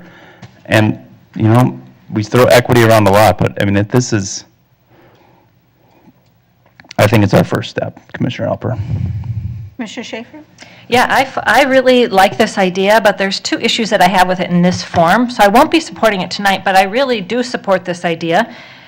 Number one, I really think it's important to have an understanding of the MOU that we might have with New Directions before we enter into adding it into our plan without knowing what kind of partnership and financial interest they may have or ability they feel like they can contribute to the discussion. And then number two, I'd like to know more of an exact dollar amount about what this adds to cost to the plan, and maybe I missed that in an earlier presentation, and what the operational costs are for something like this. President Forney, Commissioner Schaefer, we have done some work in estimating the capital costs of the refrigerated hockey. We anticipate that it is between $4 and $6 million overall cost to get that built. Okay. And no operational costs at this point? We haven't run that assessment yet. Yep. Okay. Thank you very much. Commissioner Abene, I believe. Thank you, President Forney. One comment I would have is if we start to explore our outdoor rinks, that we understand what energy is going to be going into those, because they are open air, and I think there's ways of doing that. And as I understand it, the building renovation, the building redesign or design will be able to accommodate this type of energy demand in a way that's green. I think that's going in the plan. I have a question for Assistant Superintendent Schroeder about the advisory committees, the technical advisory committee, the Diamond Sports TAC. Isn't an ice one coming up after the field sports, right? Field sports and then an ice sports one? President Forney, Commissioner Benny, we are right now in Diamond Sports, then we'll go to Yep. Field Sports, then, I forget, but there will be one dealing with winter recreation activities. Yeah, I think so. I think it's the third category. Yeah. And then I guess I'll let you know, Commissioner Menz. One other question I would have, and I think it might be for Council Rice. I don't know, is this in a form that is actually a resolution format? I don't know, is this an actionable form here? I see a statement and then some whereases. Madam President, Commissioner Benny, yes, you're talking about Amendment 2 that was submitted by Commissioner Mentz. I think the intent of what he is stating here is clear, but you are correct that the key thing for commissioners to look at, you can have all the whereas you want, but what you need to do in order to tell the superintendent, the staff, or anybody in the organization is to form a resolve clause that says, do this. Yeah. So the whereases are the why, but what's key is the what. And the what is always found in the resolve clause. Okay. So it's helpful that when the board speaks, it should speak through, when all's said and done at the end of the day, the next day the staff will look at what you told us to do, not the why. Okay. I support this, Commissioner Menz. I would support you finding a way to maybe even amend it in this meeting or bring it forward at another time. But to be more of a resolve clause, but I'm prepared to support this. Commissioner Thompson? Thank you. I too, through the discussion, am starting to change my mind. What a novel idea. I am curious, so since there isn't technically a resolved clause, might I read something that I would think is Commissioner Menz's intent? And then I have a question for likely Director Elias or Assistant Superintendent Schroeder. So perhaps it would be resolved, include the outdoor refrigerated rink into the current design of Phase 1. Because it is part of the plan, it's just not in this phase we're considering now. How would this, I know that this is not brand new. The conversation about this ice rink has been, a corollary of everything that's gone on. How would this impact the current plan as shown through the planning committee that we addressed 2 weeks ago? President Forney, Commissioner Thompson, if I understand the proposed resolve clause, you would be directing staff to build the refrigerated hockey rink as part of this project and part of this capital campaign, in which we are currently attempting to raise $35 million for the plan that is before you, that passed out of committee. It would essentially raise our threshold for raising funds for this project to closer to $40 to $41 million. Or if we were to raise $35 million, I think staff would be looking at coming back to the board to either reduce the size of the water park, reduce the size of the building in order to accommodate this within that scope. So we'd be building a smaller field house, because as is currently framed for the board, the renovation addition plan does not have capacity within that anticipated overall project budget of $35 million to accommodate this feature. So the building would either have to get smaller or we would end up having to cut this later. That makes a lot of sense. Might I ask, just for people who, I got to have a deep dive conversation. Oh, I'm sorry, I've been beeped. Might I just ask, what is it that it is entailed to make this a sort of an underground refrigeration? That would cost that kind of money. I think it would probably serve the conversation to understand exactly what that looks like. Yeah, so President Forney, Commissioner Thompson, this is basically a concrete surface that has cooling coils running from the building and a very complicated mechanical system through an underground manifold to the slab to be running constantly to keep that ice cool. Typically, we try to build roofs on these as well because a shaded ice rink is also going to have better ice as well, so that's included in that $4 to $6 million estimate. So it's really a complicated mechanical system, space in the building for that mechanical system, which we already have identified in the plan. We just don't have the mechanical components themselves in the plan. And then it would be that concrete slab with that facility, and noting that it is also intended long-term to be also new basketball court. So it's intended to double as hockey in the winter and basketball in the summer. So just to be clear, and I know I've already been beeped, we would essentially be building what would be, on the ice sheet at least, an indoor skating rink just without the big building around it. But I mean, in terms of, I just did a deep dive with somebody about skating rinks and what the new cooling systems are.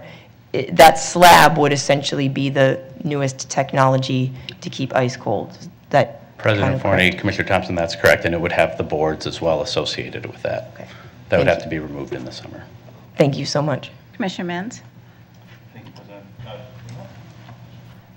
Thanks, President Forney. I'm wondering do I need to suspend the rules in order to modify this amendment? Yes. Can I move to suspend the rules? Yes. Is there a second? Second. Okay. I'd like to suspend the rules to change the amendment and remove the first paragraph and change it to resolved that the board directs staff to include a refrigerated ice rink into phase 1 of the North Commons renovation design project plan. Second? Discussion, thank you. Any discussion on this? Commissioner Menz, did you want to say anything? No, we don't have discussion on. Okay, sorry. All those in favor of suspending the rules for the resolution? Is that what I'm hearing? Yep, the resolved clause. Yep. Signify by saying aye. Aye. Oppose? Nay. Okay, that action carries. Go forward. So now I have to move the resolution, the language. I went out of order there. So the amended, do I have to move that language again? I move that that the Board of MPRB direct staff to include the refrigerated ice rink that is currently in future phases of the North Commons plan into phase 1 of the North Commons plan.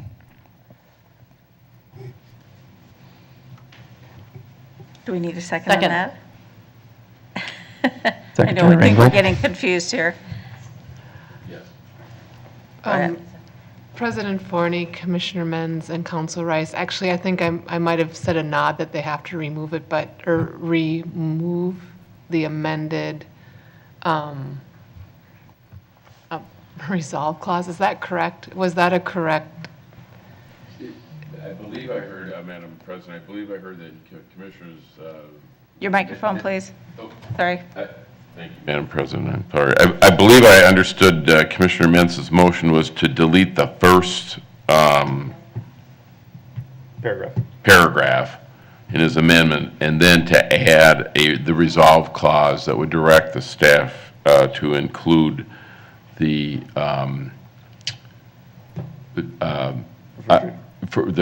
refrigerated ice rink in phase 1 of the project. So Commissioner, or President Forney, Council Rice, so if they approve this amendment, they also then have to approve the amendment as amended, correct? Yes. Okay, thank you. So yes, the Yes. second is in order. Yes.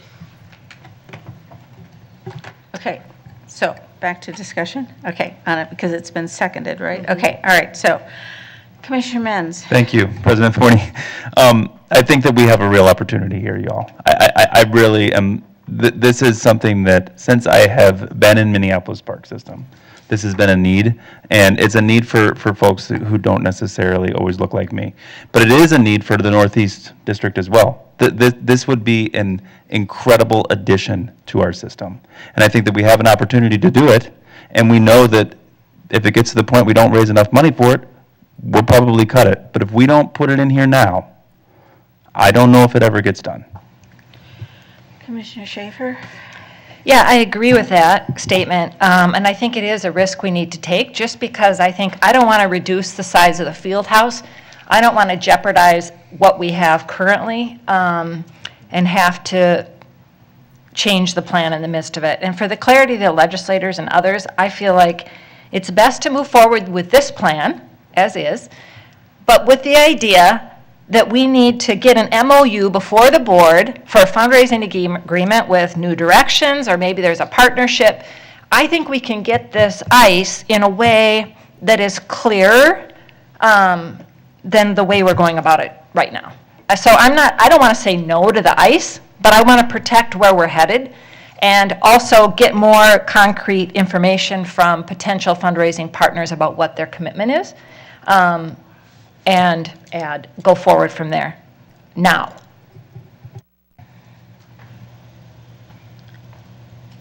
Commissioner Thompson? Thank you, President Forney. I'm not trying to say too much, so I appreciate everyone listening. I agree, and I also would love to move this forward as best we can. I'd ask one more time, Director Elias, am I saying that right? We had a whole conversation about this once.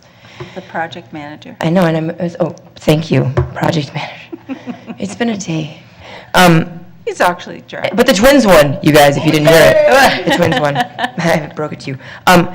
Do we kind of already have, not at a board level, but a sort of conversational path of, if we can fundraise for this space, we'll earmark it in as soon as possible? Like, how is that? This is something we've talked about, and I would just want to get clarity for my colleagues of where the ice sits, because I know we've had these conversations, and thank you so much.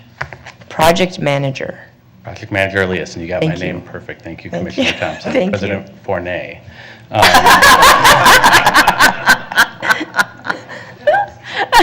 Without this amendment, we have in our plan the location of the refrigerated hockey. So in a way, this refrigerated hockey basketball complex is in this renovation addition. We have caveated that inclusion, saying that it is pending dedicated fundraising, not currently in the project scope. So if dedicated fundraising were to occur in this current scenario, the renovation addition scenario, it would not require additional board approval to include it in the plan.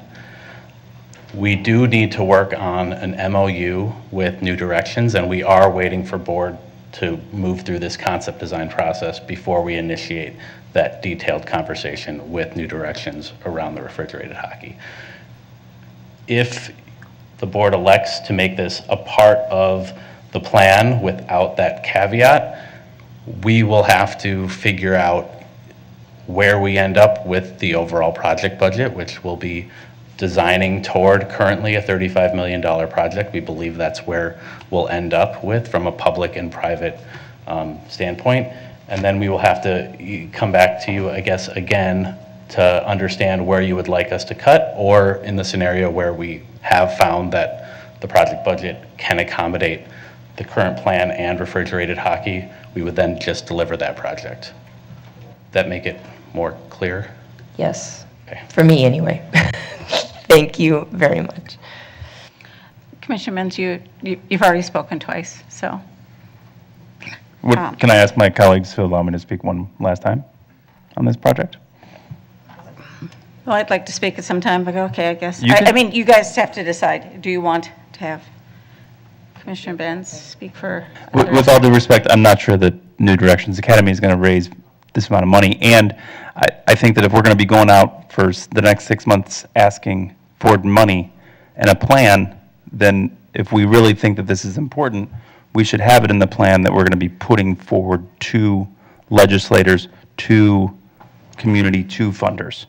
I think that this is and we know, we're hearing that that we might have to take that out.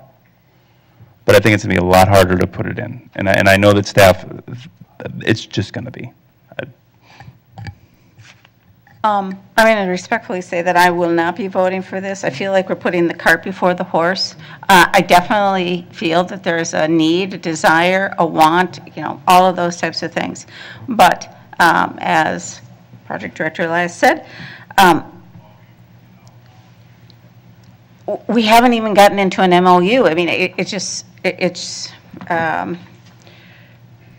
I would really discourage you from voting for this amendment, and I feel that everything that he said is we can add it in.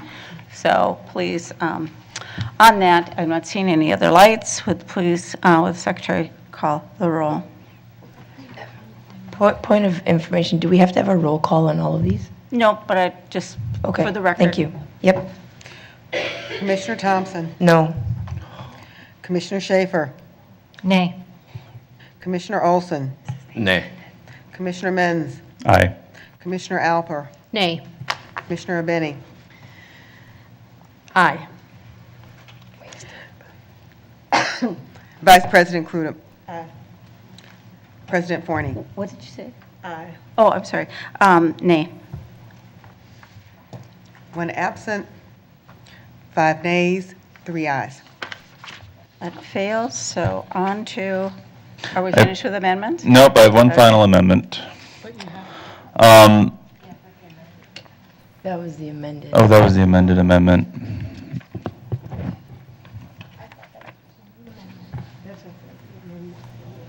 So we're back to the amendment. President Forney, Commissioners, you just voted down the amendment to the amendment. Now you need to vote on the amendment. Major. I didn't realize that. I would have voted yes. Yeah, oh, I messed that up too.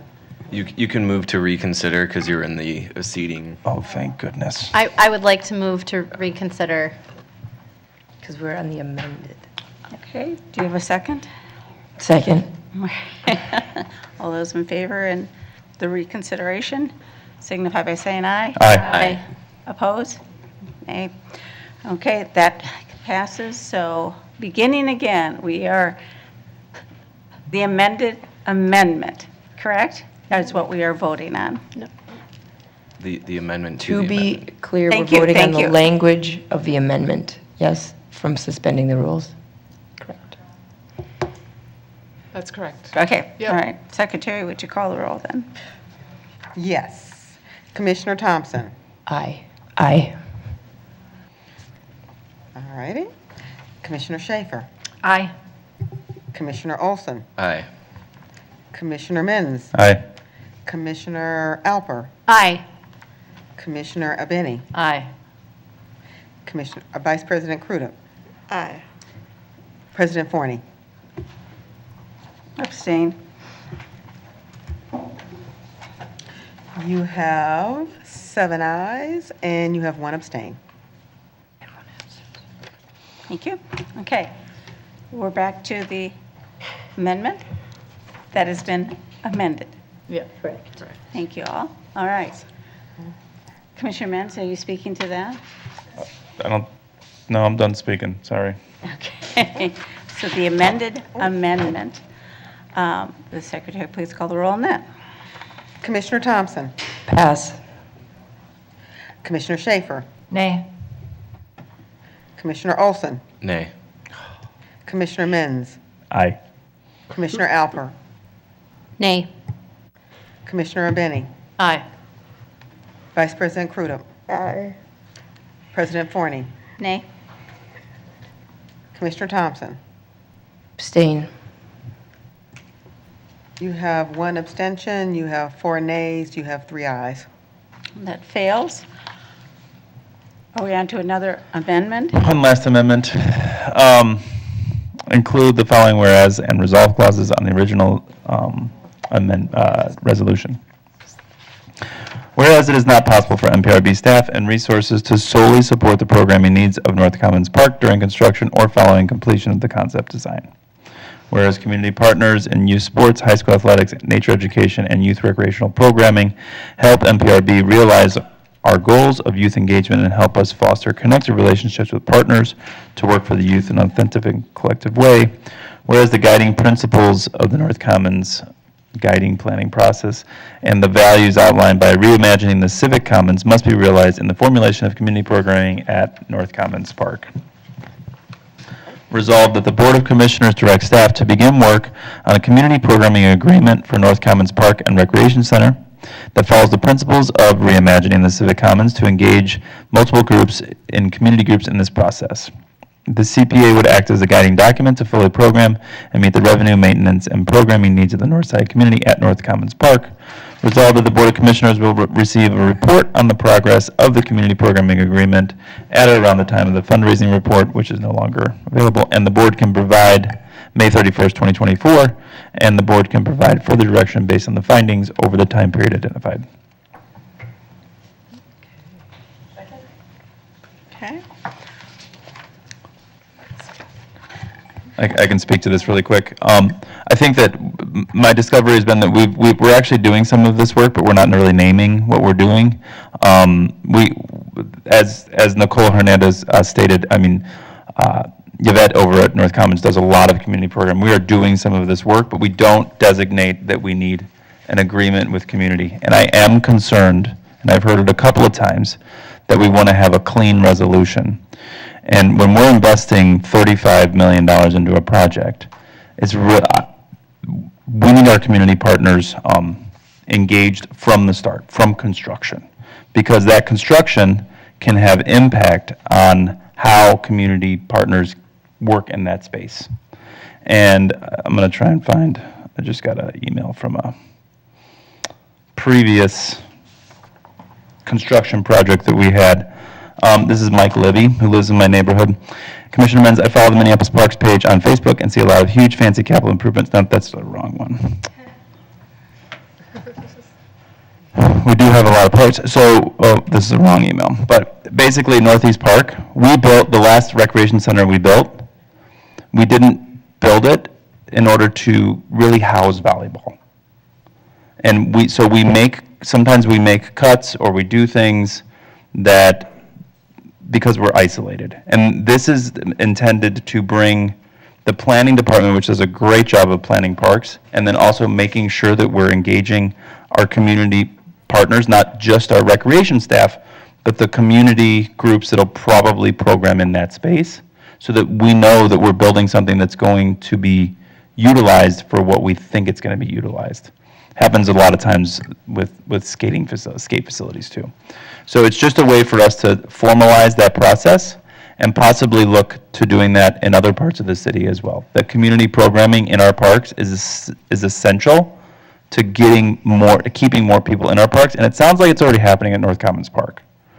So I'm just asking the board and asking the staff, or hopefully directing the staff, to bring that agreement and to bring that back to us in about 6 months, but also maybe start to develop a community programming agreement for this space, which is our largest investment in a community recreation center to date. Commissioner Thompson? Thank you, President Forney. I will just say this. A lot of words are thrown around on this park. Regional, it's designated a neighborhood park. Let me be super clear. It is a neighborhood park by our definitions at MPRB.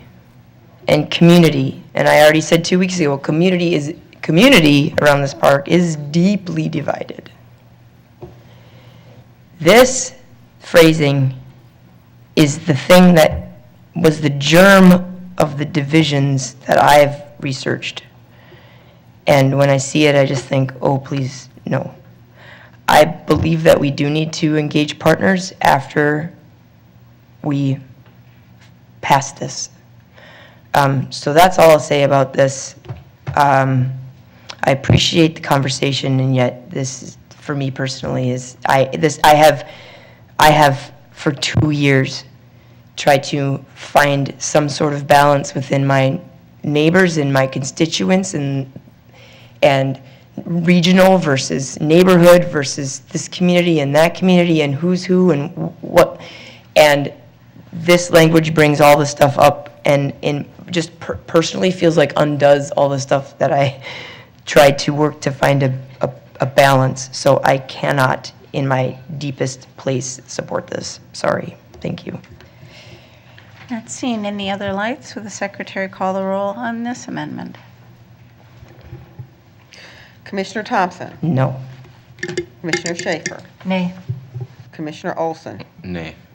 Commissioner Menz? Aye. Commissioner Alper? Nay. Commissioner Abeni? No.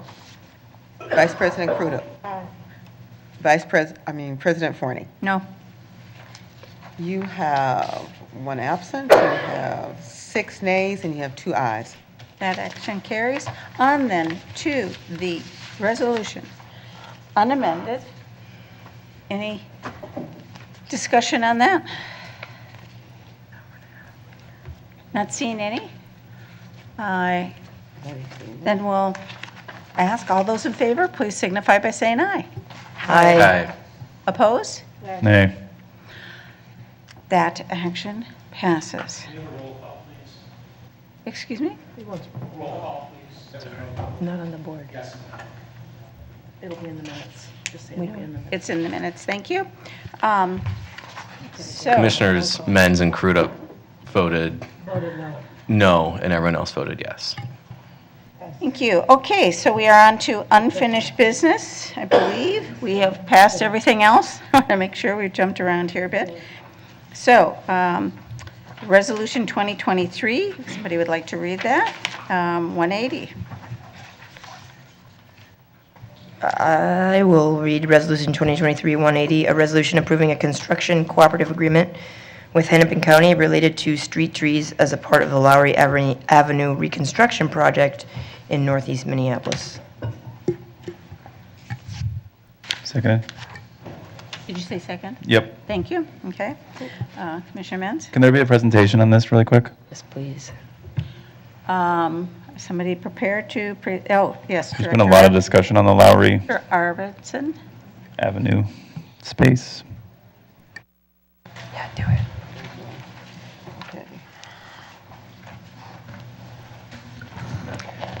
President Forney, Commissioner Menz, and Commissioners, I don't have a formal presentation, but I can do a very quick overview. The county is reconstructing Lowry Avenue in northeast Minneapolis. Previously, you approved a 4F temporary occupancy that affected Wyndham Park because there was some pathway and curb ramp reconstruction there. There's no other actual park land involved in that project, but the county will be planting about 107 trees as part of the project. Those trees ultimately need to become the responsibility of the park board because we are the steward of the Minneapolis urban forest. So the county will be installing those trees and maintaining them through an establishment period, and then they will be turned over to the park board. So this agreement simply codifies that reality and also codifies the fact that the county is actually installing those trees at their cost and has some responsibility for replacement if there's any initial failures of trees to thrive. So the cooperative agreement just simply describes the roles and the financial responsibility of those two parties. The financial responsibility of the park board being not cash directly, but the ultimate stewardship of those trees after the establishment period.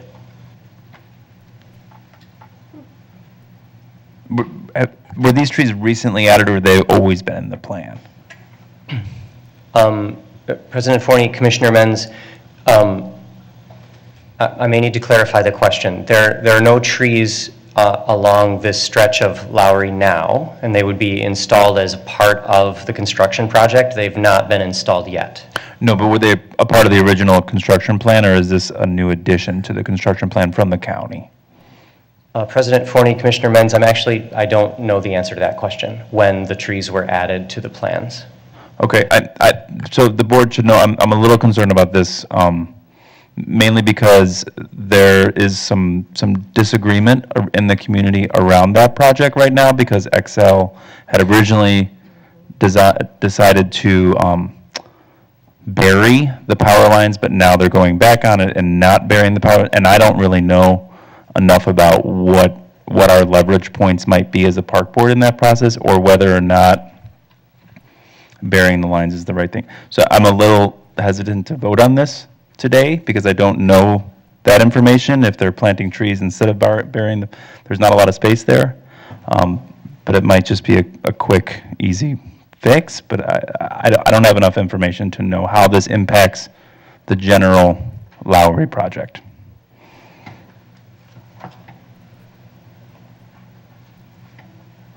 Not seeing any other lights or a motion to table this. Oh, I'm sorry, I didn't see your light. Commissioner Alper. Thanks. I thought you were going to, somebody was going to respond to Commissioner Menz. I have a separate question. I'm wondering if these trees are planned to be part of a future MPRB carbon offset project. And who gets to claim them if the first 2 years are Hennepin County and then it's us? President Forney, Commissioner Alper, I don't know the answer to that question. I would have to connect with presumably our forestry or environmental stewardship division. Commissioner Menz? Is there a penalty? Is there a risk or some sort of timely measure that needs to happen, or would it be appropriate to table this?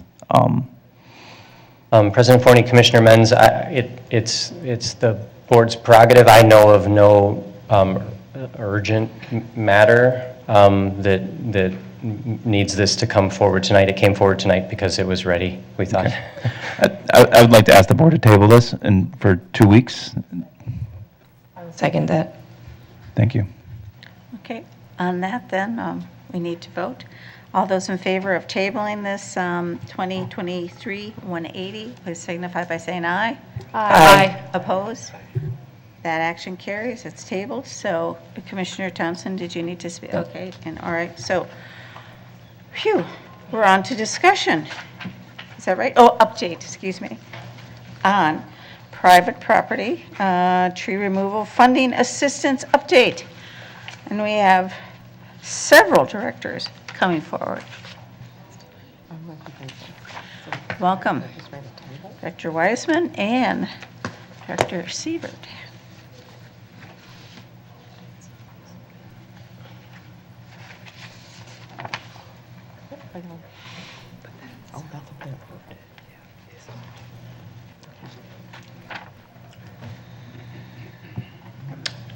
Good evening, Commissioners. It is October 4th, so Director Wiseman and I are here to report back on Resolution 2023-89.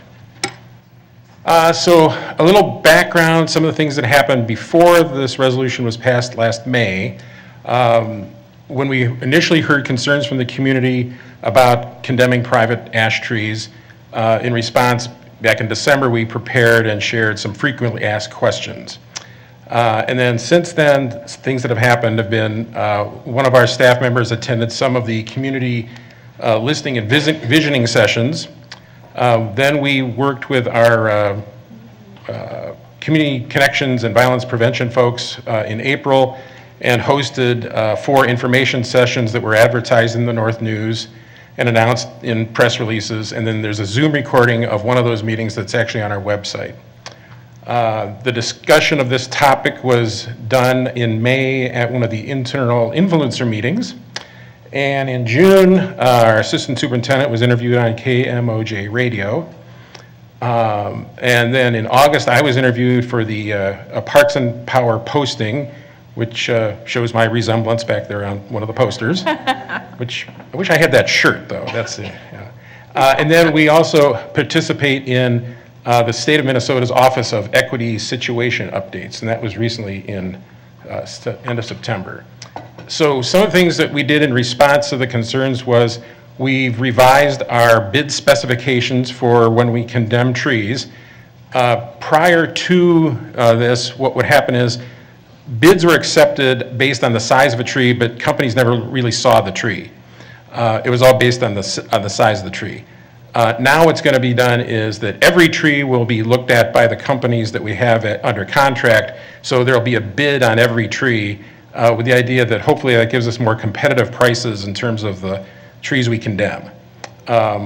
So that happened in the summer because it took a lot of negotiating with our city purchasing folks to kind of get everything in place, and because it was a big change from what we've been doing for the last 40-some years. Then in June, we partnered with the City Health Department on an IRA grant, the Inflation Reduction Act grant. And so the results were that the City Health Department received $8 million of the $29 million that was requested. And they found that out in September. In that $29 million, they actually listed 9 things that they were trying to fund. And the 3 that I highlighted there are probably the most that are applicable to the condemnation of ash trees. And the way that would work is that what's proposed is that the park board would pay the contractors directly for removal using grant funds would be transferred from the city. Unfortunately, none of these grant funds can be used retroactively. They can only be used for future removals. And nothing can happen until contracts are all put in place. And then another chunk of that would be that the city with Tree Trust or some other subcontractor would actually grind the stump on private property and plant a couple trees on private property. So because the City Health Department is the lead agency that got the grant, we just had a webinar that we had watched last week, and they now are going to be working with the representative from the Forest Service to right-size the grant. So in other words, you can't accomplish everything with $8 million when you ask for $29 million, so what is it actually going to accomplish? And so that is still to be determined, and that was just learned last week. Then there's also a DNR relief grant, so we partnered with the City Health Department on that, and that's a much smaller amount. The maximum is $500,000, $500,000, and also those funds can't be used retroactively.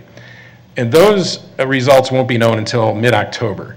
But the main thing that would do is it would cover the removal costs for about 90 property owners and also pay for the contract removal, similar to what the IRA fund would pay for.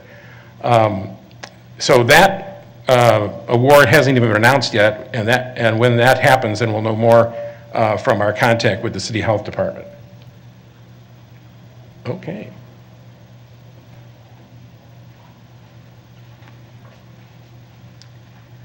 Good evening, President Forney and Commissioners. I'm Julie Wiseman, the Finance Director for the Minneapolis Park and Recreation Board.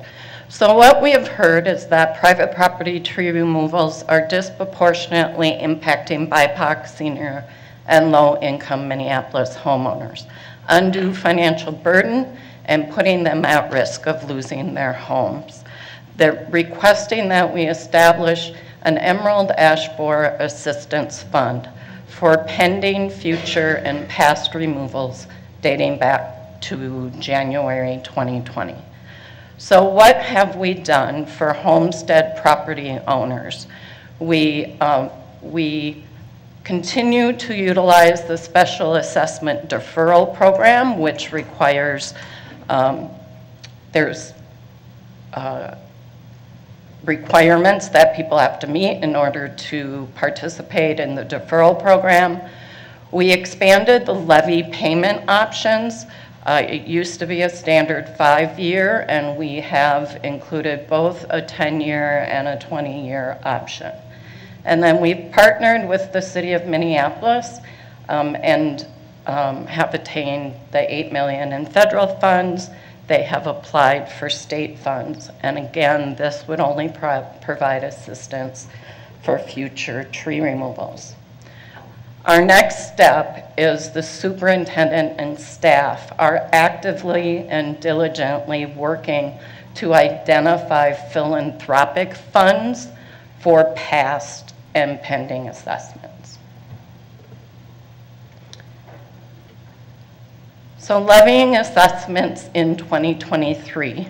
Before you this evening is a resolution to call a public hearing on November 15th. Again, the impact of further delay is that it would delay commercial and non-homestead property owners who would not qualify for assistance, and also homestead property owners who would not qualify for that assistance. It would cost property owners more because we can only levy once per year, and a full year interest would accrue before payments could start being collected through Hennepin County. The philanthropic funding may not be successful. However, if it is, both pending and levied assessments could be eligible for this type of assistance. So our current pending assessments, and this is the current list as of today, as people pay their tree removal costs, it's no longer pending. So there's 885 property assessments. The total due is just under $2 million. And you'll see the breakdown of property cost. The lowest on this current pending list is $86, and the highest is $18,000. So you can see why we offered the 10-year and the 20-year option, as these assessments are very wide in range. So 78% of these property costs are less than $3,000. 140 are between $4,000 and $5,000, and 55 are greater than $5,000. The pending assessment list that I generate and finance does not include zip codes. It does not include any property identifiers.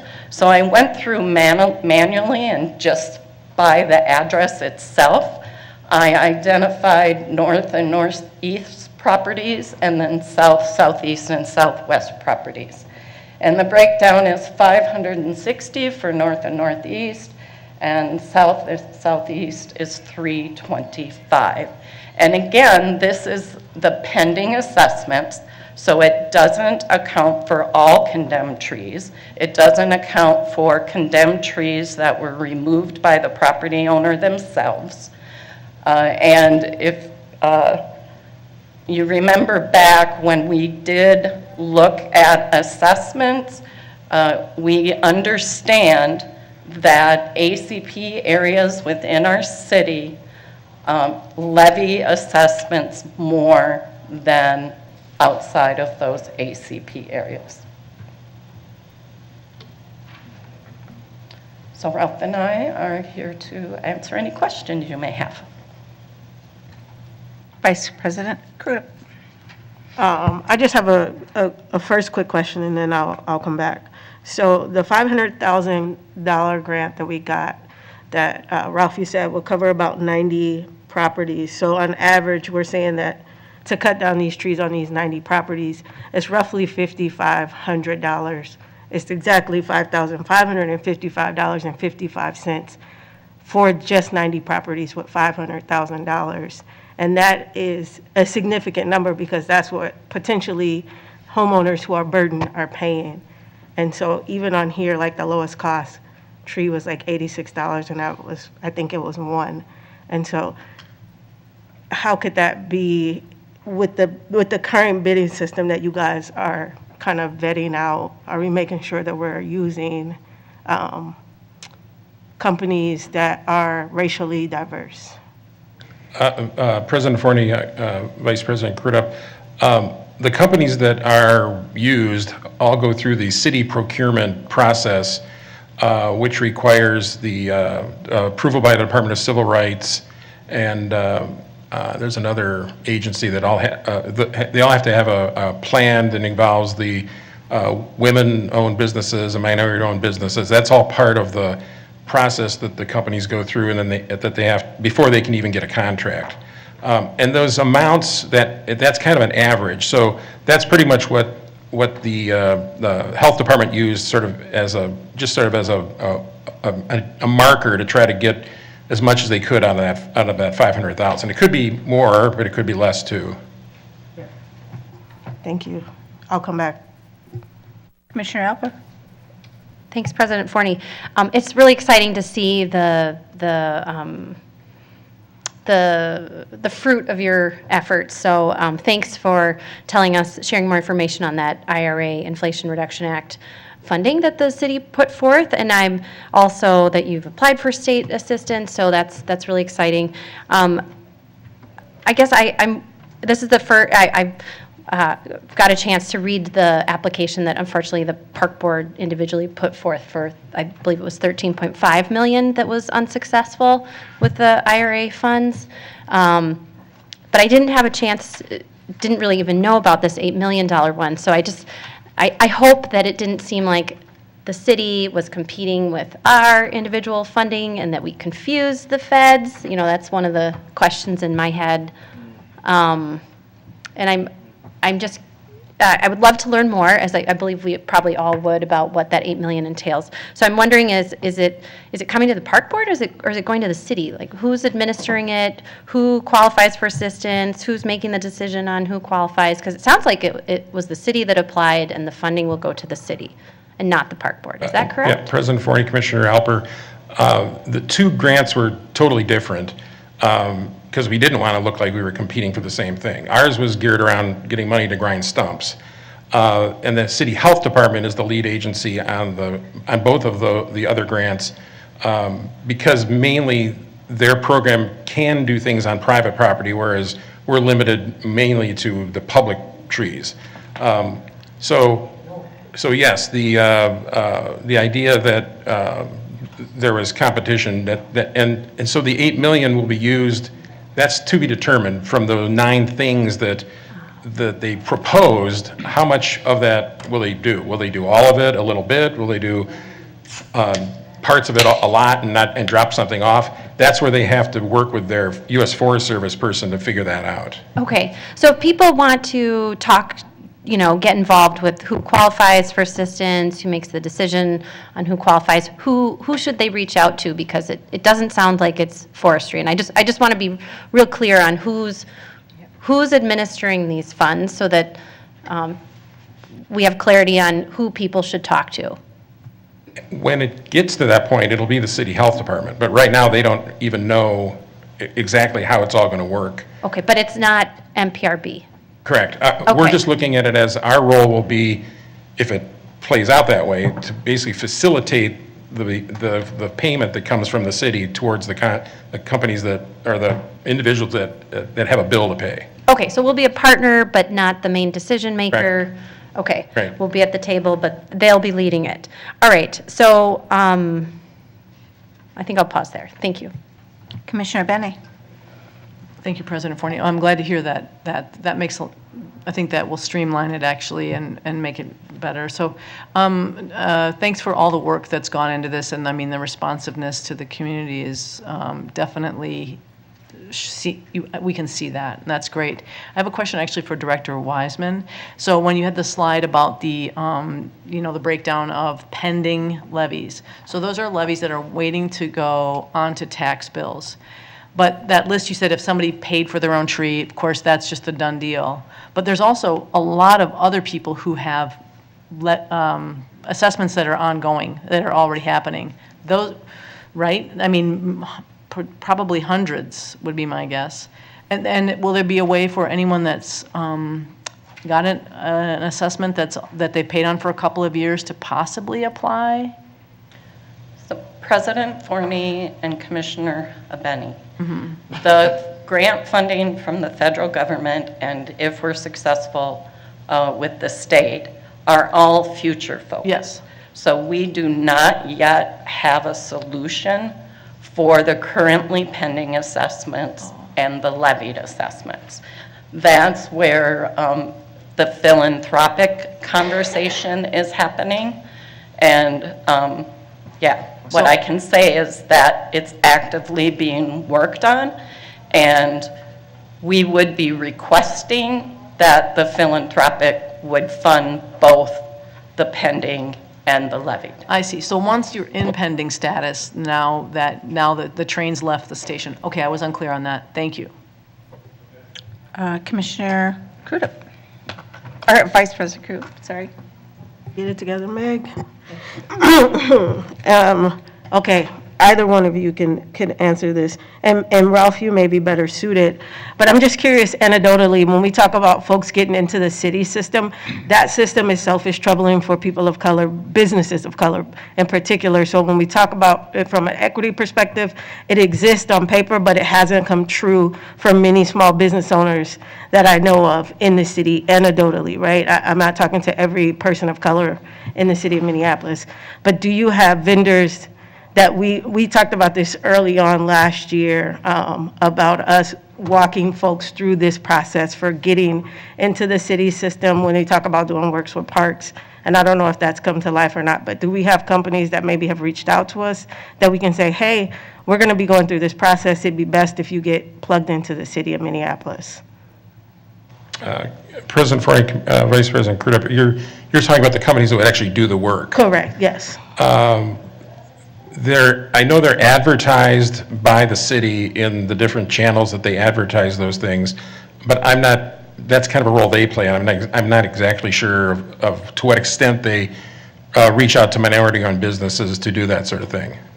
Okay, maybe let me make my question clearer. Do you know of any in your work as the experts internally that have either come in contact with folks in the park, with folks in the park that maybe we've deferred because we're not going to directly hire a vendor on to cut a tree? I do not. Okay, thank you. Okay, so Julie. Why don't you go for the second round? Yeah, this my, okay. Okay, so Commissioner Thompson, and then we'll come back to you. Thank you, President Forney. First of all, thank you to both of you for all the work that you've done around this. I know trying to help and solve this problem is not an easy task.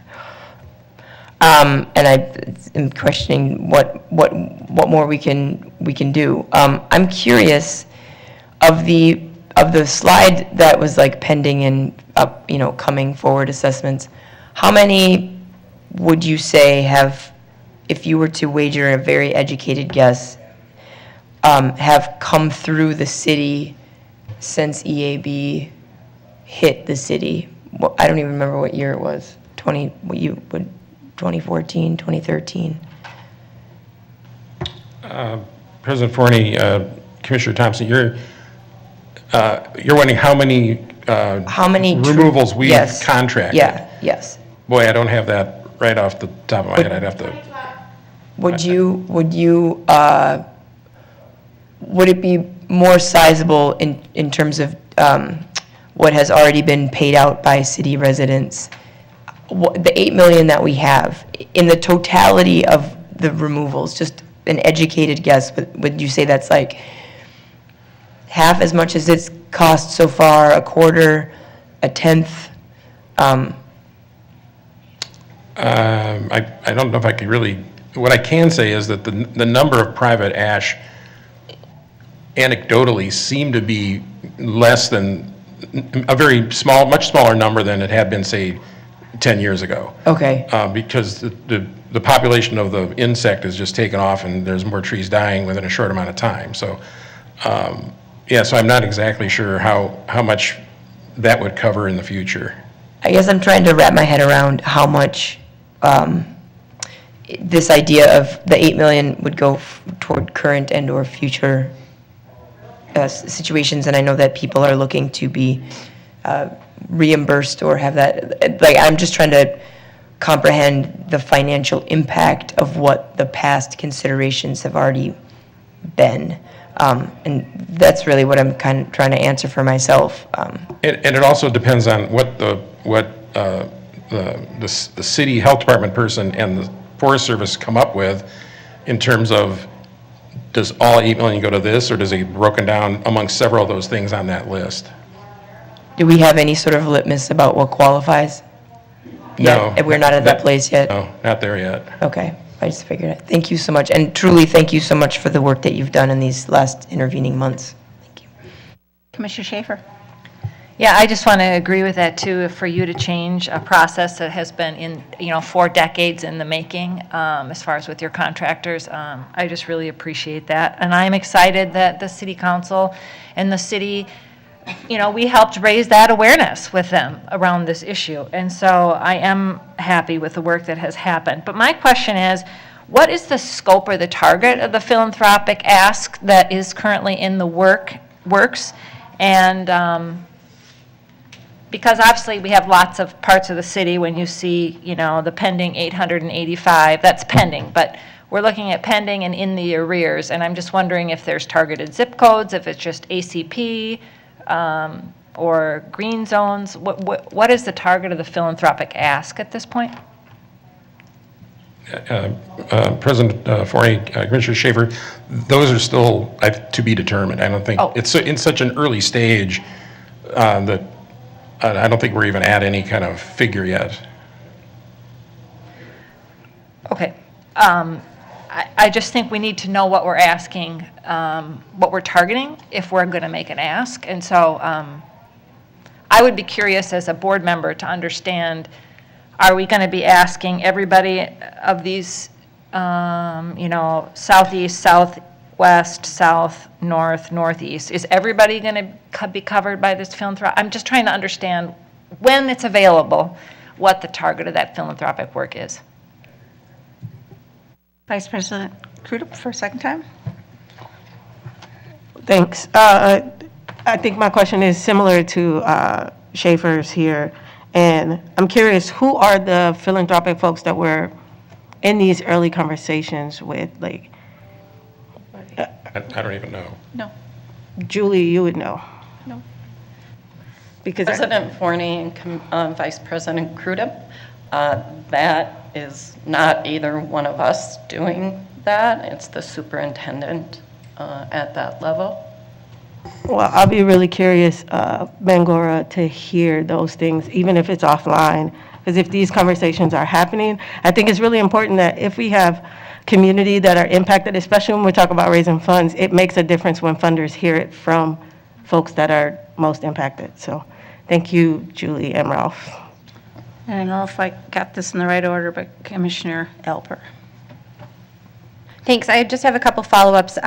You said during your presentation that nothing can happen before contracts can be put in place, and I just wanted clarification on that. What do you mean? No? Yeah.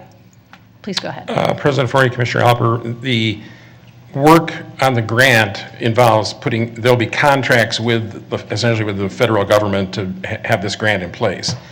And they were really adamant that don't anyone do anything until you've got that grant in place, or got the contract in place for the grant. Okay. So it kind of locks in like exactly what all is going to be done in that work that the city does with the Forest Service person to iron out what the details are going to be. Okay. I just don't want to, just keep doing business as usual, and then miss out on having people participate in these, funds that have been received by the city. I want to keep saying that, by the city, not by us, because of waiting for the contracts to be put in place, to have it, have them inadvertently be assessed or have their tree condemned, and then be like, oh, well, you're not eligible for this program anymore. So I think that's a concern for me. And then I had one other thing, and I forget. 4, 3, 2, 1. We can come back. Yes. Oh, I'm just asking real quick, or I would like to say, I think we could put this on our 2024 legislative agenda. I think this is an ongoing issue, the issue of trees and it's not going to stop. I don't see it stopping. And then also, I would encourage us as a board to help tailor that philanthropic ask and the target, and would be happy to work on that with you, Superintendent Bangorov, and a couple others. Commissioner Whoever- Menz? Thanks. Thanks. So where do we currently stand with the condemnation process? Because wasn't today like the stay is over? So tomorrow, what happens? President Forney and Commissioner Menz. So we did not stop condemning trees. We did not stop removing trees. That all has moved forward. The resolution delayed levying of the assessment. And so if we do not levy the assessments by November 15th, we will need to wait an entire year to levy the assessments in 2024.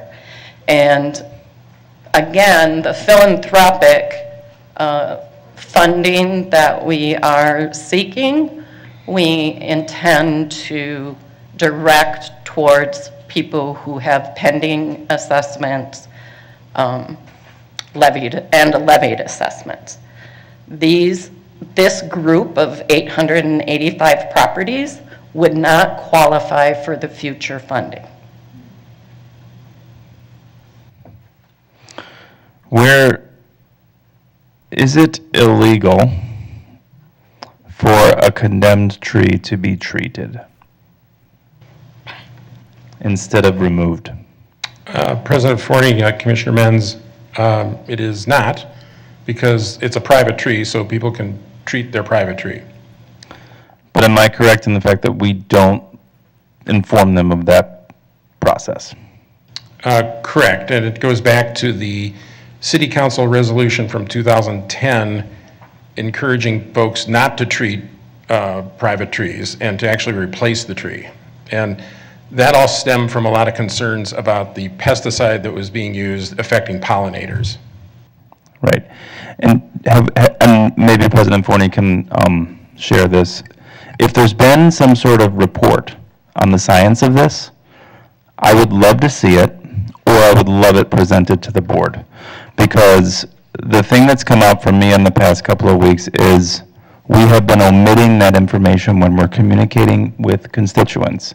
And I think that it's because we don't want people to use pesticides. We don't agree with that process, but it might be a little bit unauthentic with what homeowners could do with a condemned tree. And maybe it's built some distrust. President Forney, may I also? President Forney and Commissioner Menz, in the meeting that we had with the state and the cross-jurisdictional group that meets on this topic, the representatives from the city of Minneapolis have said that they are currently working on a revised resolution that the city, that will come up before the city council so that it would provide a different direction. It would eliminate that option for homeowners? No, that they would allow city departments and the park board to communicate around pesticide use, or not pesticide use, I'm sorry, around treating the ash trees. Sorry, follow-up question. Were we not allowed to communicate that because of maybe the pesticide advisory committee or something like that? Were we not allowed to communicate that information? President Forney, Commissioner Menz, it wasn't that we weren't allowed, but it was a city council resolution saying not to do it. To us, communicating anything about treatment was counter to that city council resolution It was a recommendation. from city council. Okay. All right. I don't know what we should do, y'all, but it seems like if we don't know what the money's going to go to, we shouldn't continue to do this process until we know what we're going to do with the $8 million or how it's going. But that's just my 2 cents. Commissioner Thompson? Thank you, President Forney. I just wanted to be clear about, so from what I understand, a lot of this comes from the city itself. Did they write the ordinance about pesticides and treatment, or did we? President Forney, Commissioner Thompson, it was not an ordinance, it was a resolution. A resolution, sorry. So, but they came from the city, correct? From city council, correct. And I do recall a meeting in this very room around this topic, talking about what you just referred to about it being counterintuitive to message that when our city council has told us we're not going to do that. Would that particular language, which I wasn't aware that they might be considering amending that, is that a very large part of, I mean, large, I guess, is a subjective word. Is it sizable enough to impact how we operate with EAB or in fact, any condemned tree from any sort of, I know we have a new one coming, I don't remember what it is anymore, a new pest. Asian longhorn beetle. There it is, Yeah. Is that how, would it affect how we communicate on any of these particular things, that resolution? If it changed to essentially say the treatment is an option, when we could include that in the letters that we send, it's important to know too that by the time we've condemned a tree, the bug is in the tree. The ideal time is proactively before you actually have the symptoms of the insect in the tree to do the treatment. And you can treat a tree yourself, or you can pay a company to do it because it's your tree. But there are companies that will treat, sadly, there are companies that will take your money and treat a tree that doesn't have a chance. I mean, we know that. But yeah, it would just, it would free us up to be able to say, well, treatment is an option. You could do that and just let us know if you're going to do that. Thank you. That's it for me. Commissioner Bennett? Thank you, President Forney. Not to drag this out any further, but I wonder if I could direct a question to Council Rice that maybe would shed some light on this. I'm wondering if, because really this is about private property. It's not public property. It's not public property. It's private property. And the city, I would guess, has some authority, a land use authority and things like that to create rules or requirements or laws or ordinances or whatever for private property. The park board doesn't have that ability. Can you maybe draw some distinctions there? And I might be wrong. Sure. Madam President, Commissioner Benny, you are wrong. Under state law, the park board has the legal authority to deal with pests of this nature. Pests, but in terms of and disease. Disease, sure, in terms of the removals and all that, and I know that's why we are doing it, but in terms of directives about things that can happen on private property, like a treatment and things like that, like a land use type rule or private property rules, inspections and things like that, or code. I mean, I don't know that we have any authority to say what could or could not be used on a private property, but a city could do that. Well, I issued Madam President, Commissioner Benny, we provided the board a legal opinion earlier this year about what the nature of the authority was. I don't have that in front of me right now, but basically, state law gave the authority to the park board to deal with these, with these sorts of pests and diseases for trees. And that authority resides with you. The city may also have authority under its general welfare powers to address the issue, and I think they would, but I'm not the city attorney. They obviously have ordained or resolved through resolutions and made direction there. Commissioner Menz? Thank you. So Commissioner, Sorry, if you have a specific question, I could try to provide additional research. Commissioner Benny, when this issue, when I gained some of this knowledge, I thought the same thing as you. Like, the city basically made a resolution saying, we don't recommend you using a treatment for these trees because, maybe because of the science, right? Because Director Sievert's telling us that if you treat a tree that's already been infected, it's just going to die eventually, okay?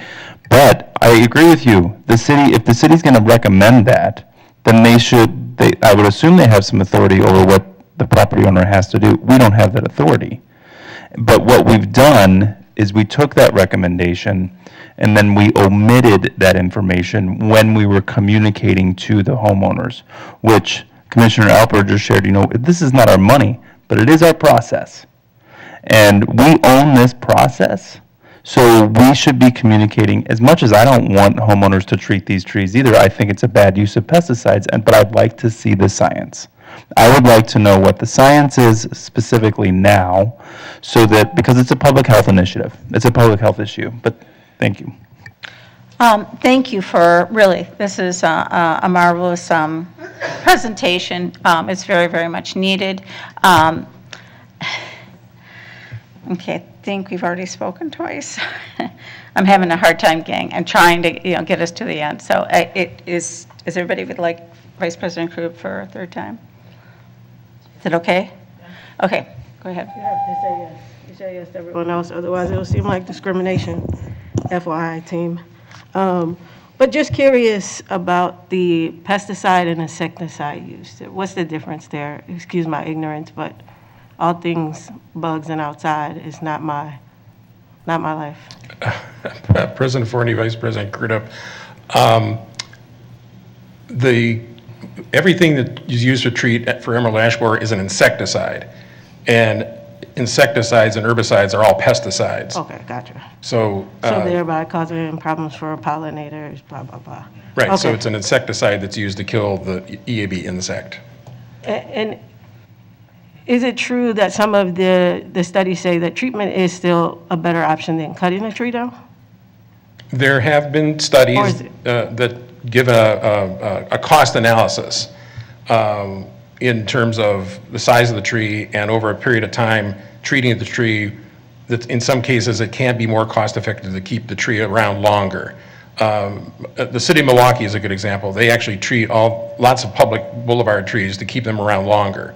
And I think the other point too is that the science is that, yeah, the treatment works. There's trees that are in a area that's surrounded by EAB infestation that are alive. That treatment was exactly the same as it was in 2010 when that resolution was passed. It wasn't based on science. It was based on the reaction of the fear that it was going to affect pollinators. Okay, one last question. Would it be more cost beneficial for us, towards homeowners, for us to inspect the trees before they reach the point of condemnation to help treatment in advance, or is that just not cost prohibitive from the park's perspective when we are inspecting trees that we essentially condemn? Yeah, it would be very, kind of beyond our capacity to do that because there's so many. Thank you. So, as I was saying, thank you for the report. Very, very insightful. I think, though, the ultimate question was about the philanthropic part. I have been investigating some of this myself. I understand that the Parks Foundation mission is not about private property, so it's about, public property. So we have a very narrow window of who the philanthropic, partners could be and everything. But I think that is really what we need to be looking at, and I encourage in every way we possibly can. As far as the retroactive, that is significant, and I feel that, we can address that in some ways. I understand, the tree trust, there's several potential options and everything. So I just want you all to know that my commitment is for that. My other commitment is I want to somehow encourage this horrific situation that people have gone through, that they don't get discouraged from having trees. I mean, that is my fear, is that North Minneapolis has been devastated by the tornado. Landlords are not willing to put trees in because they see them as a threat. I get so concerned that it is so important for us to be continuing to plant our trees. And I just hope that this whole situation doesn't discourage people from doing that. And so I hope that we as a board will be doing a robust educational process in making sure that trees are replanted and people actually get, what should we say, I don't know if compensated is the right word, but somehow for their longevity is the other thing. So that's mine, and I would appreciate if the superintendent would speak to that, and it sounds like he wants to, so. Oh, okay, Commissioner Schaefer, President please. Forney, thank you for those words and for your commitment to that action. I just want to briefly say that I don't think this is a hard lift. I mean, I have 13 neighborhoods. I think a lot of people want to help families directly. This is a way we can build community across neighborhoods. And whether it's partnering for a replanting or a stump removal or all three parts of the equation, I think you'd have a lot of people stepping up to say, who's my partner? And trying to work that through with the individual where it's not a top-down kind of heavy-handed approach. That's just my opinion, and thank you for your work. Superintendent Bangor, please. Thank you, President Forney. I just want to make sure I responded to the philanthropic work, as I know Vice President Crudup was talking, and we're talking about how we as the board engage in this, but I want to make sure and ensure the board that this is an absolute priority of mine. I am working every day on this. This is a priority. And the more, as I get through this and we start to get, feedback and hope that we get there, I will share this with the board. But I want to express that literally this week alone, this is what I've been doing. Since this has been a real concern in community and what the impact is, this has been a priority of mine. And I am working very hard on this. And like I said, as soon as I am able to share with the board what I'm able to discover and to work with our philanthropic partners and the possibilities of what we can do to get support for this, I will share this with the board. But I just wanted to assure the board I'm working diligently on this every day. Thank you. Thank you. With that, thank you. So we do have one more discussion item or a part of our racial equity series. Oh, that's right. I'm so sorry. It's getting late, gang. Okay. So with the resolution, I would like to move Resolution 2023-178. Second? Okay. Sorry, it's a resolution ordering a hearing to consider assessing certain properties to defray the costs of removing diseased trees from private property during 2022 through 2023. Second. Okay. All right. Not seeing any lights. All those in favor, motion, please signify by saying aye. Aye. Oppose? Nay. Nay. Okay. That action carries. Then we are now on to our racial equity series, regional park advertising. Welcome, Director Summers.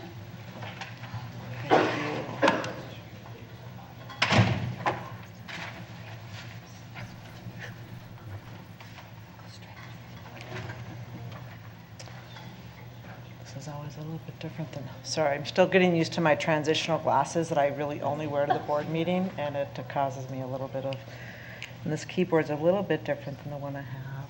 Nope, that's not it.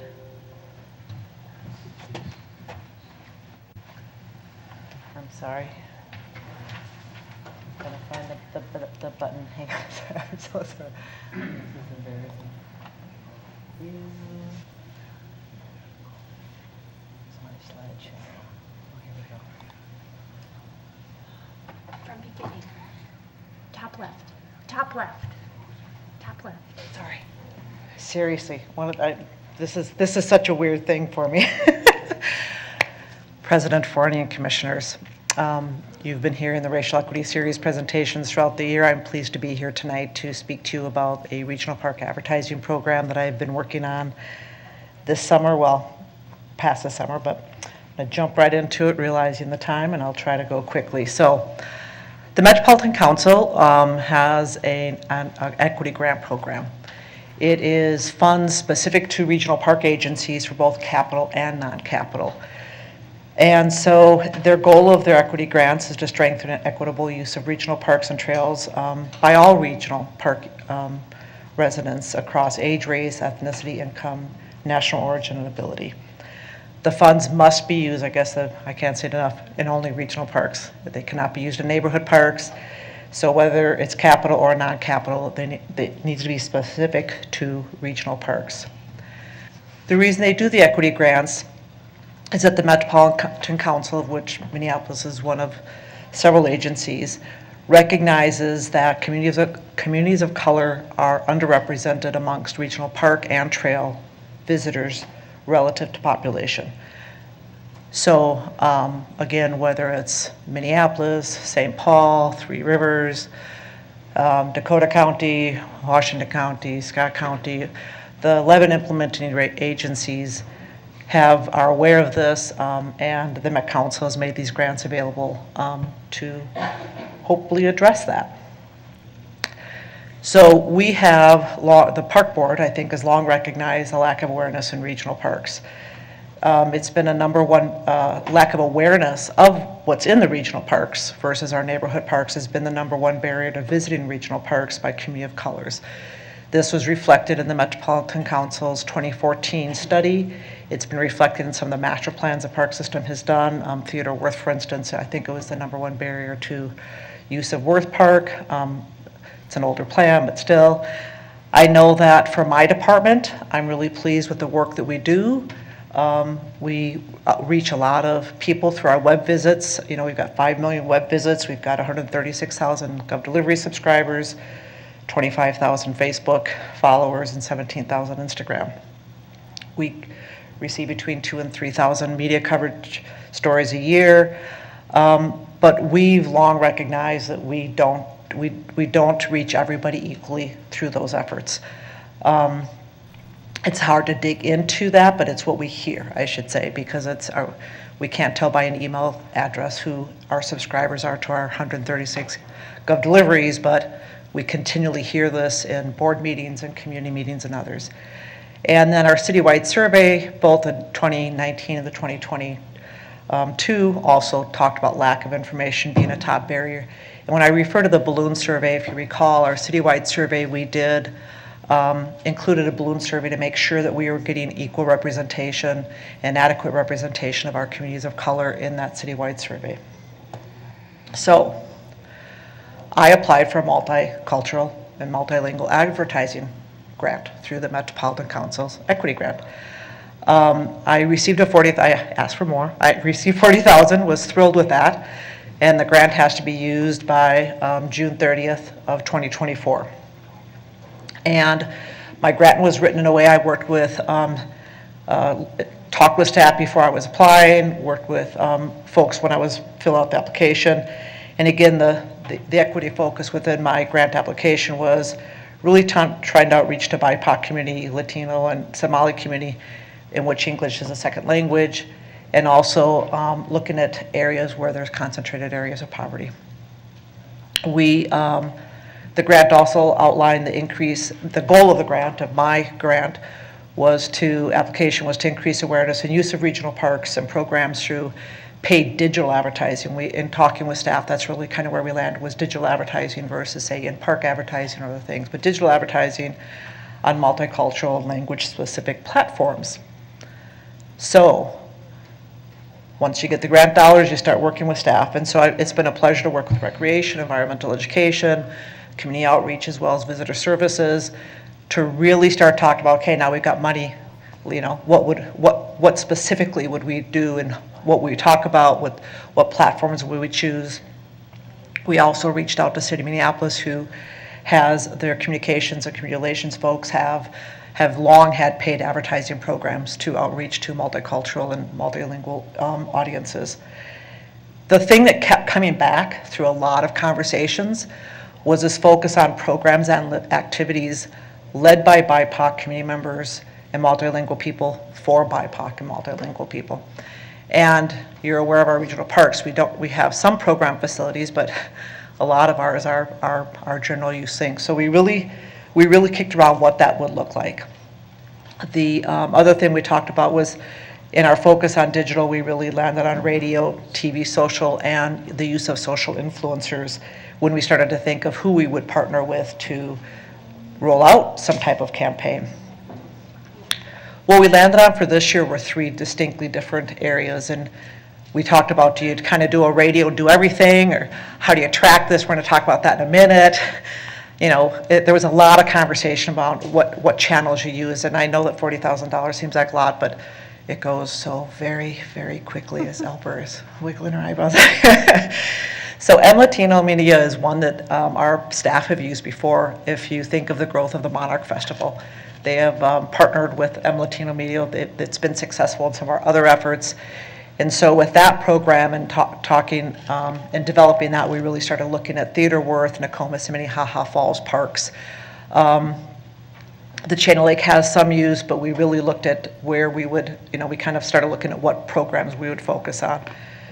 Shaletta Makes Us Laugh. We looked at a lot of what we would do within the Black community, the African American community, and what Shaletta Makes Me Laugh is somebody that reached out to my department.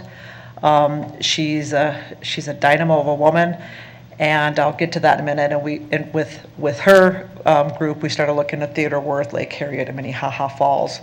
And then working with staff, we really landed on Somali TV for a particular project. So what we did with M Latino Media, Gustavo leads a Hispanic marketing, advertising, and communications agency. What's nice is that I can provide English scripts, talk with him about platforms.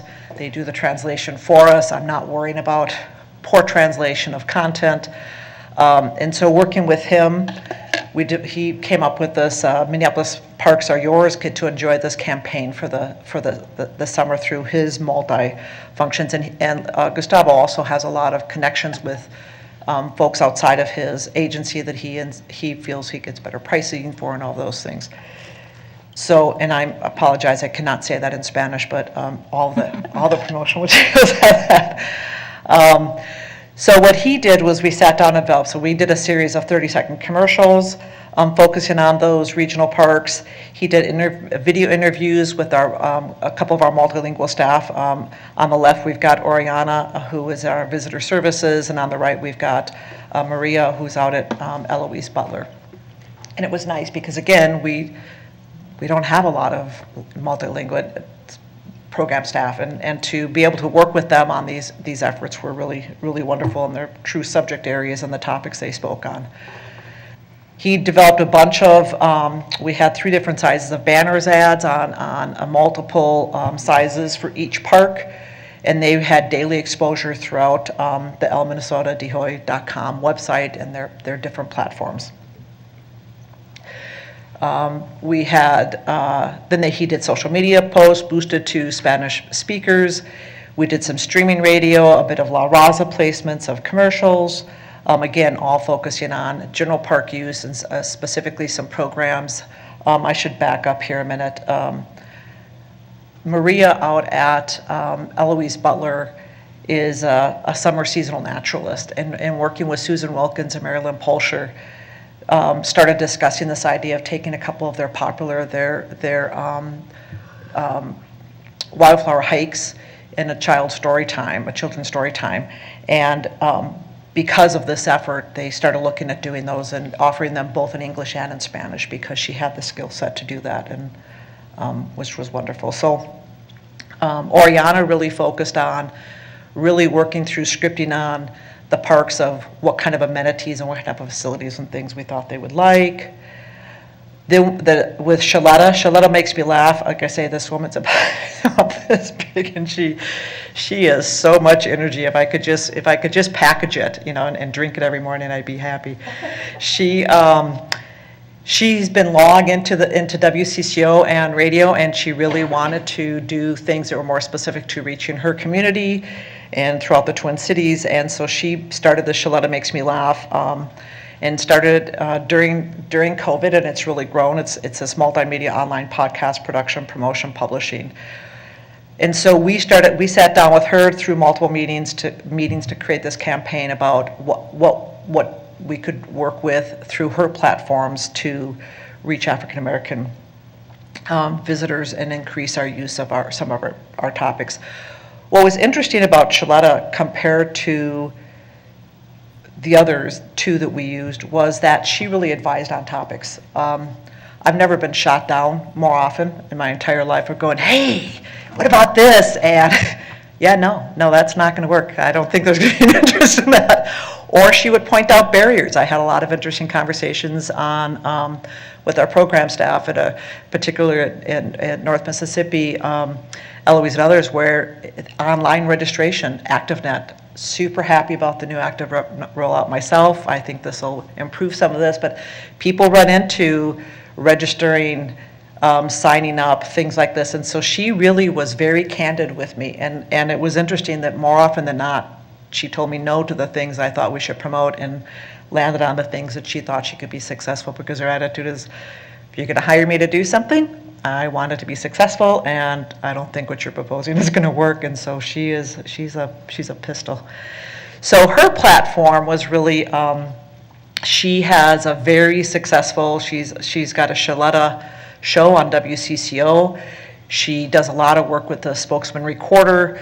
So there was a lot of use of these in-depth stories with some of our program staff that would appear both on the Spokesman Recorder online as well as on WCCO Radio Online. The same information I was writing and working with staff on to work on, key messages and highlights. She would use as a format for live radio interviews with staff, and then she'd use that same basis for a number of social media posts. And we would provide her photos. We're out there taking photos, either getting them before events or during events. So with her, where we landed was this campfire and s'mores out at Eloise Butler. She was really intrigued with the Black to Nature, so we kicked off with the How Do You Like Them Apples, and then there's others that are already into this fall, winter out at J.D. Rivers. And then we also talked a lot about, we had the park markets were doing really well, and she had done a Black Business Month and really liked this idea of a whole month of promotions, and really liked this idea of honing in on and featuring the vendors who are Black out at Minnehaha Falls and Lake Harriet, in particular at Minnehaha Falls. And so I was working with Erica Chua and Visitor Services to do that. And then we looked at concerts again. We offer hundreds of concerts, but who are the artists that are more culturally relevant to her listeners than others? So in Somali TV and working with Abdi, they did, if you didn't know, they did a wonderful Somali Fest or Sam Fest, as well as an Asian, I'm going to get it wrong, Asian Latino fusion night event down at Minnehaha. So those were in development all summer, and he did an August event out at Lake Harriet. And so I worked with a contract with Somali TV to look at and worked with Saeed on this program through Abdi to really talk about the Somfest at Lake Harriet.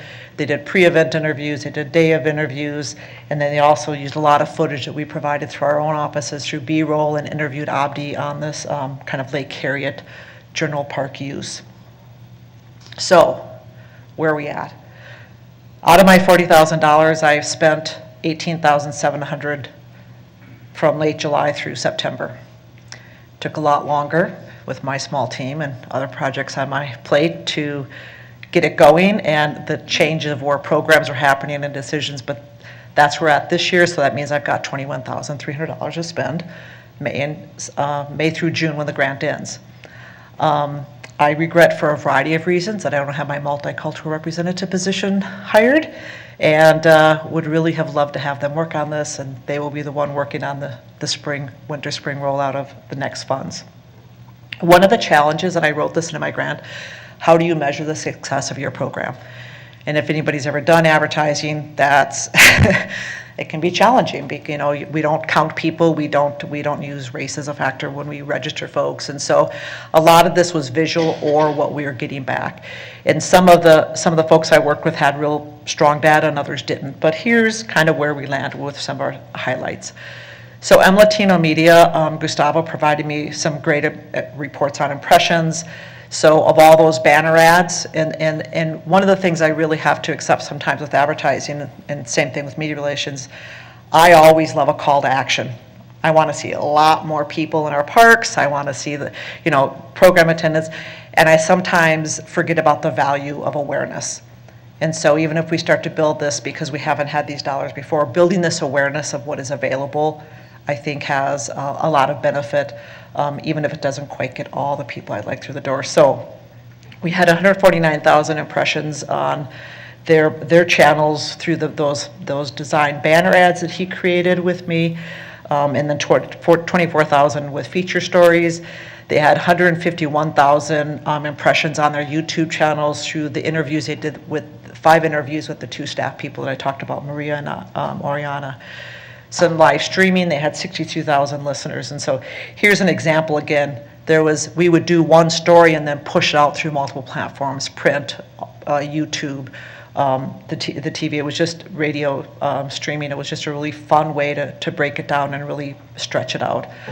With Shaletta, we didn't have some of the results of some of the participation that I was hoping for, but we don't get, I haven't gotten any data yet back on the WCCO, who looked at those, but Spokesman Recorder does a wonderful job of telling you who looks at all their stories. If you look at it, you can see how many views there were. So out of the stories that ran on Spokesman Recorder, we had 4,000 views, and I think attributed to, and you can see the Black to Nature artist women that they went out and talked to and did photos of and so forth. And then we had a combined total of 75 minutes of live interviews on her WCCO Shaletta show. Somali highlight, the Somfest had, we were concerned, it was one of those record-breaking 97, it seemed like 110-degree days. Abdi laughed, said that wasn't going to be a problem. Made me feel stupid for the obvious reasons, but they had a great turnout at the Harriet Somfest, and they had about 80,000 views on the coverage of things that they had through their promotions. So that's my program. If you have any questions, I'd be happy to answer. Otherwise, I'll say Questions or comments? Yes, Commissioner Thompson. Thank you so much. I just wanted to say thank you. As I'm sitting here, I was like, oh, that's a fascinating thing that's already happening in the parks, and that's a fascinating thing that's already happening in the parks. This is silly but true. I had a dream entirely in Spanish last night because I'm trying to learn Spanish with my students, and I woke up like, isn't this the tipping point where you're becoming fluent? So I know how to pronounce that thing. Anyway, I just want to say thank you, and I will say this, there's a huge sector and segments of our community that, aren't maybe as seen as much, and it's nice to put it to organizations that are already doing the work. So thank you for just making me aware of it. Commissioner Menz.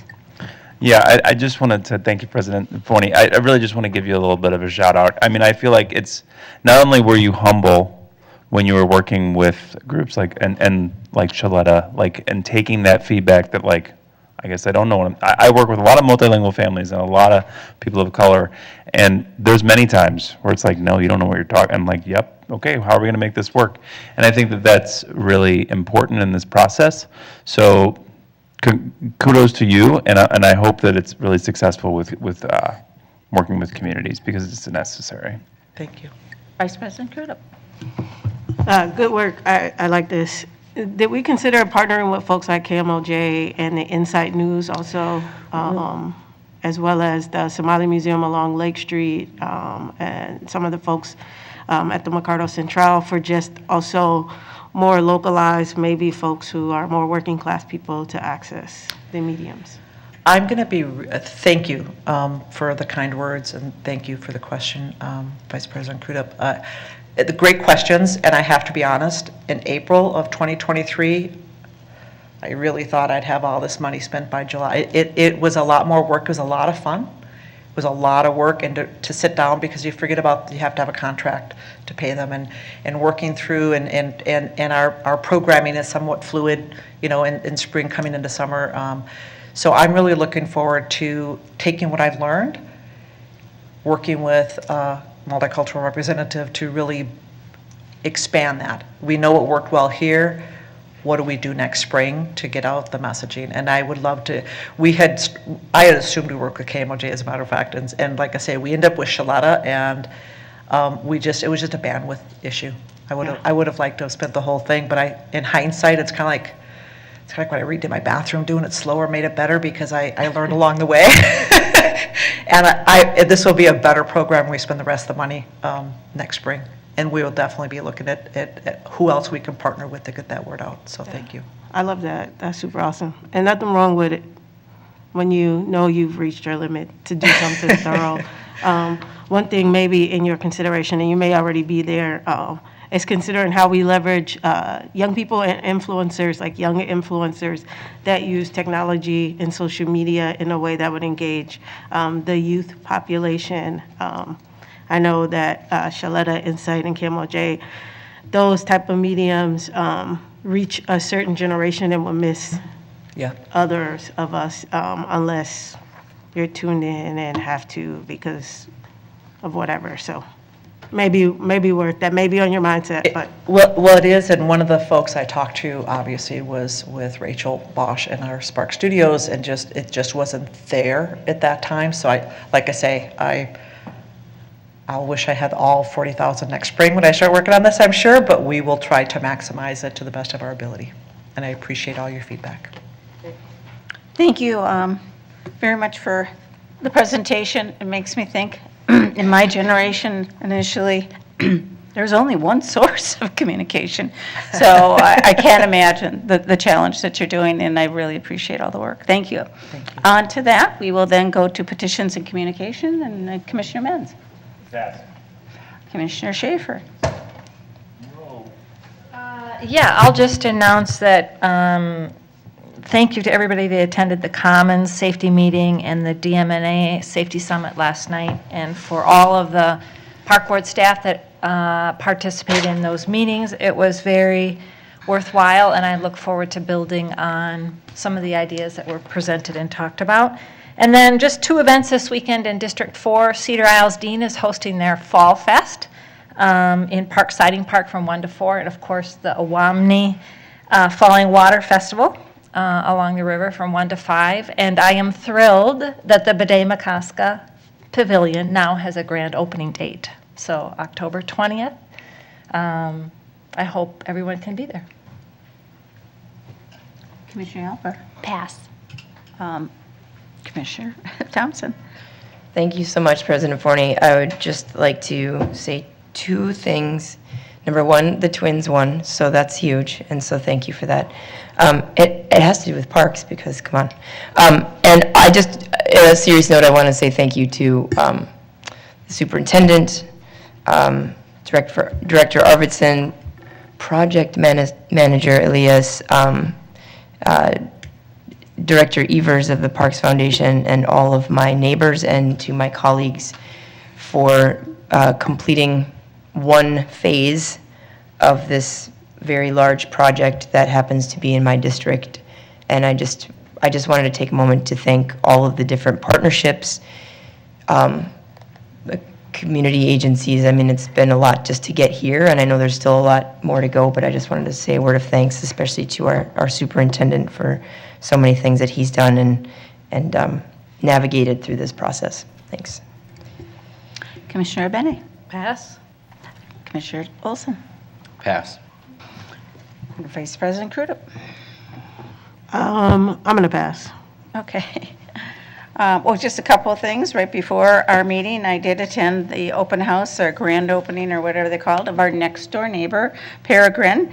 And I don't know how many people know about it, but it's 100% of the units are set aside for rent and income restrictions. And the set asides range from 30% area medium income up to 80% area medium income.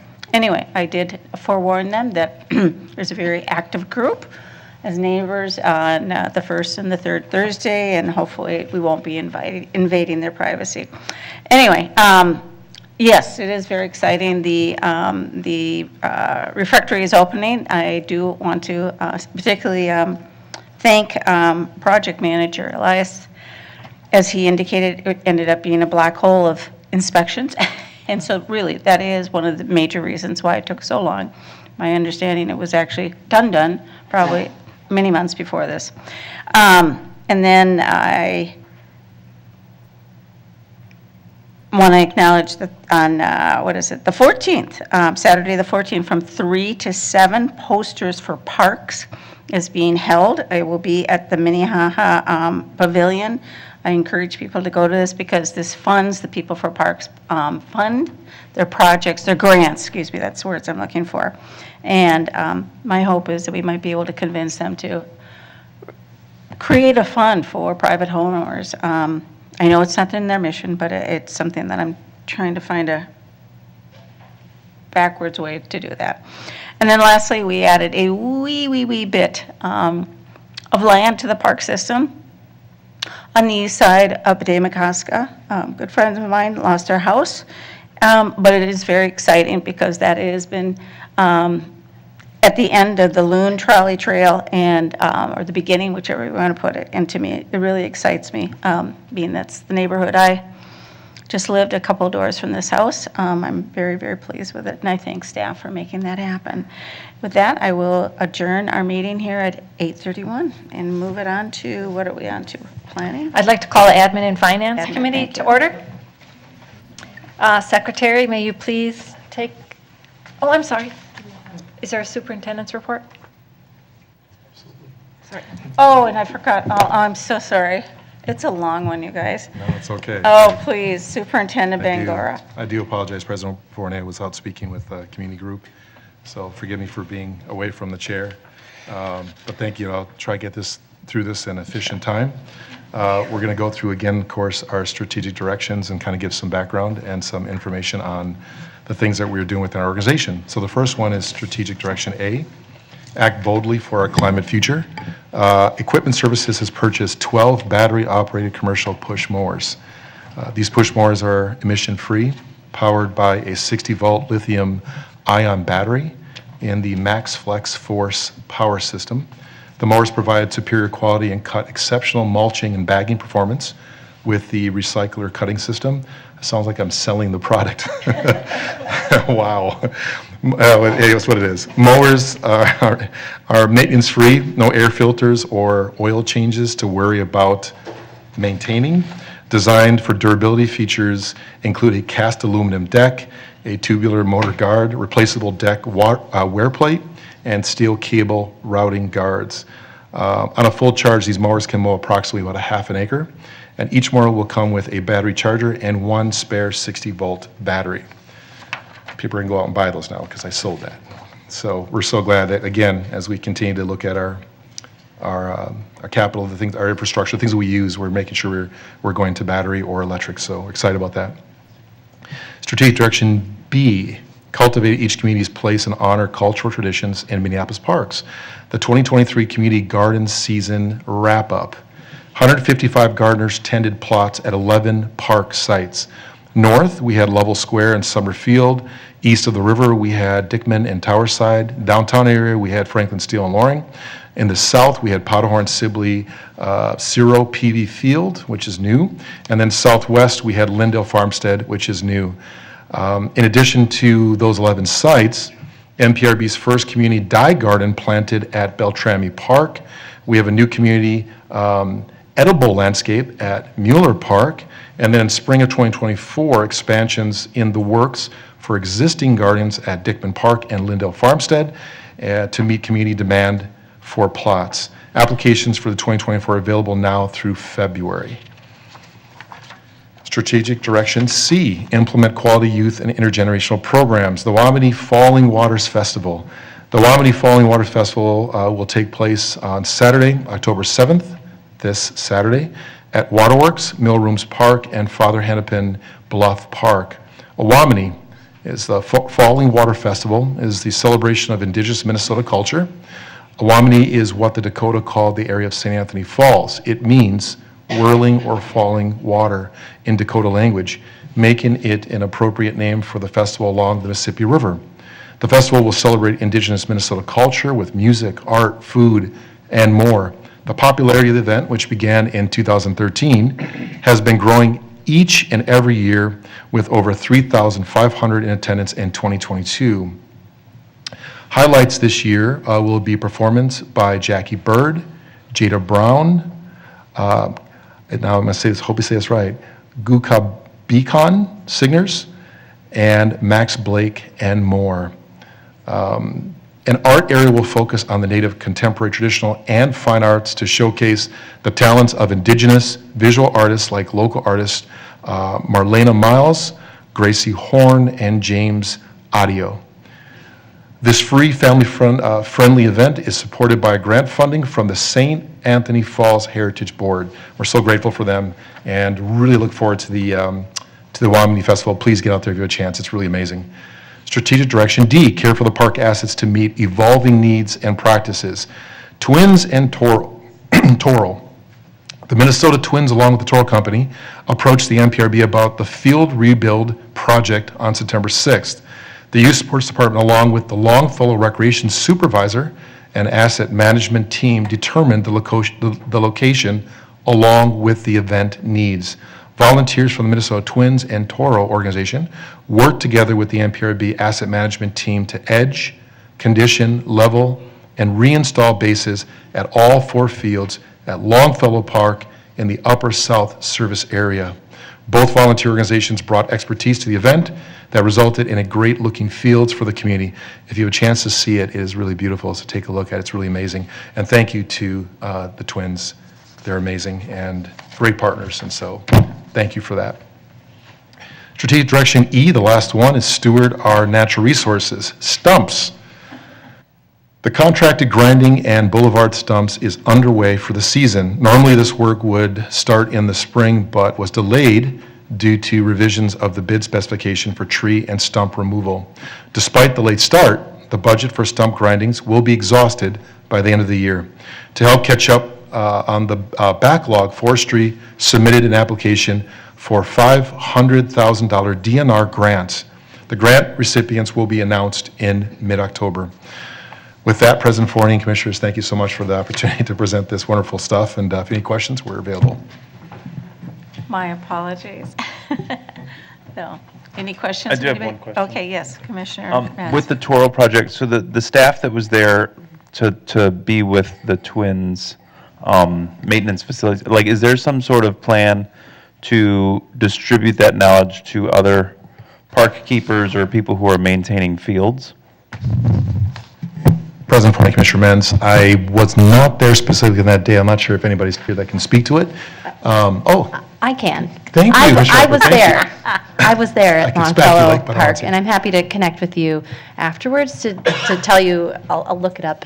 I don't recall offhand, but exactly who it was who was at the event. And it seems like a longstanding program that they pick a park every year to essentially invest a combined, I believe it's $10,000 from Toro Company and $10,000 from the Twins, and they bring all the volunteers, they bring all the equipment from Toro, and they like to go to parks that have multiple ball fields, because then they can not just one, so that they can renovate them all at once. I'm happy to say that I managed to find a baseball hat for the event, but I did have to borrow one. And thank you for that. And Commissioner Alpert, I just want to also say, when I did thank, of course, the Twins, I don't want to make sure I don't forget to say thank you to Toro again. They're a great partner. I do work closely with Paula Seifert, who's with Toro. She's on the City Parks Alliance board, and the Toro Company does amazing things, not only for the National Park and Recreation Association, also director school funding. They do tremendous work around parks and recreation. And, they're in Minnesota. They're our home, company, and, we're always grateful for their collaboration and work with us. So I want to thank them also, along with the twins. Go right ahead. With that, I will We're call adjourned.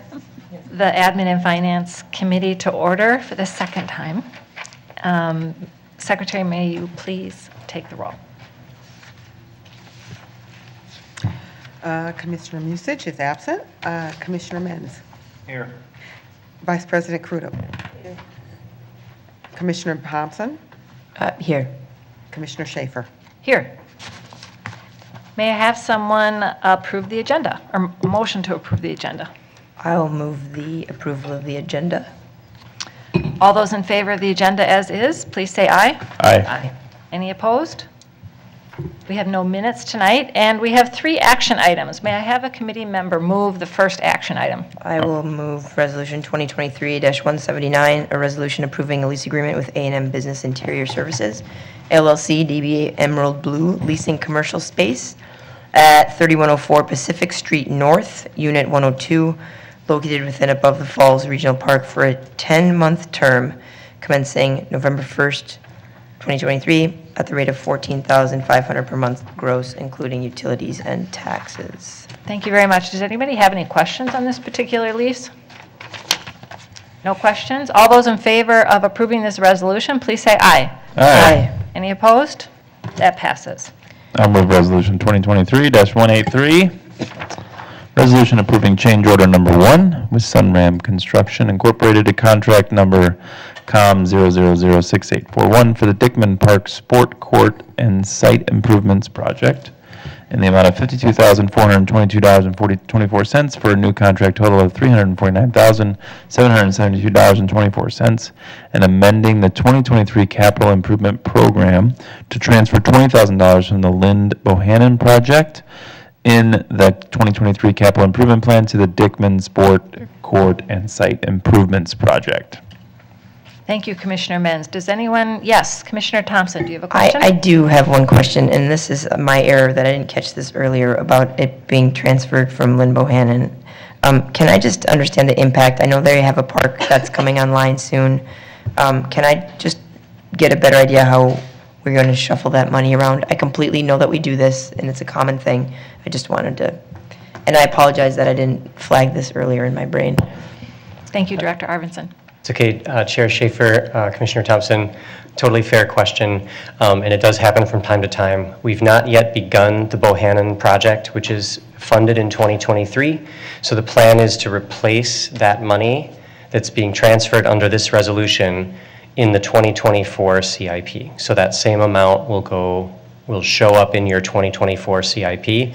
I promise it'll be there, it'll just be up to you to approve it. Sounds good. Thank you. I just wanted to speak. Thank you so much, Director Everson. That's it for me. Great, I don't see any other lights. All those in favor of Resolution 2023-183, please say aye. Aye. Any opposed? No. There is no one. I did not say no. There is no one that said nay. I will move Resolution 2023-177, if it's okay with the chair. Resolution approving change order number 6 with TMG Construction Incorporated, contract number MP, several zeros, let's see, we've got 6 zeros, 1388, for the Mary Merrill Minneapolis Park and Recreation Board Headquarters Building, Human Resources Office Rehabilitation Project, in the total amount of $6,710 for a new contract total of $433,485.05. Transferring to the project $6,710 from the Mary Merrill Headquarters Building Reserve Fund, approving contract closeout for the Human Resources Office Rehabilitation Project, and authorizing the final payment in the amount of $6,810. Great, thank you. Does anyone have any questions around this particular change order? I just wanted to say to staff, as I read through it, that I really appreciated the detail around looking at labor costs and as change orders happen over time, just to really be diligent about the taxpayers' funds and really pushing back at times when you get numbers that don't look quite right. So I just wanted to compliment staff on that and say thank you for that publicly. And, maybe later, it'd be great to have maybe a broader discussion around change orders, and maybe, obviously there's time and material, and then maybe the scope of a project may change, but it seems like they come through across our desk quite often. So it might be an interesting discussion at some point to really think about how do we approach those. So all those in favor of this resolution, please say aye. Aye. Any opposed? That item passes, and I'd like to adjourn the Admin and Finance Committee. And with that, I would like to call to order the Planning Committee. Secretary, could you please take the roll? Commissioner Thompson. Present. Commissioner Schaefer. Here. Commissioner Olson. Here. Commissioner Alper. Here. Commissioner Abeni. Here. Great. We have a quorum. We have no minutes. We'd like to approve the agenda? Yes. I'd like Could to- somebody approve the agenda? I'd like to move the agenda for approval. Thank you. And, all right, all those in favor, any discussion? All those in favor? Aye. Aye. Aye. Any opposed? All right, that passes. We have 2 items before us tonight. Could somebody move the first resolution, I will please? move Resolution 2023-184, a resolution granting a permanent easement to City of Minneapolis for the Nokomis Avenue Storm Sewer Outfall Project located within the Minnehaha Falls Regional Trail. All right, any discussion on this? Commissioner Abeni? Thank you, Co-Chair Alper. I do have an amendment I'd like to propose, and I'm also gathering that maybe we're not asking for a presentation on this, so. Well, I guess I would ask my fellow commissioners, would you like a presentation, or should we go straight to questions? I'm okay going to questions. I'm okay. Okay, let's do that. So then I'd like to put forward an amendment. It was submitted, so I'll just read a little bit of the resolved here, the resolved piece of it, not the whereases, but it's adding a resolve clause to the resolution that we had in our packet. Resolved that the Board of Commissioners direct staff to modify the agreement related to the permanent easement to require the city to provide to the MPRB inspection and maintenance records for the outfall and BMP, require the city at the direction of the MPRB to perform repair and maintenance of the creek bank and shoreline protection measures adjacent to the easement area, and require the city at the direction of the MPRB to address ongoing bank erosion, mitigation, and timely repair resulting from the introduction of the project on parkland. Okay, I think we have an amendment that has been moved. Any discussion on the amendment? Would you like to have the floor, Co-Chair Benny, to explain it, or I'll pass it on to Commissioner Thompson? I'll put my light on again to explain if there are questions. Yeah.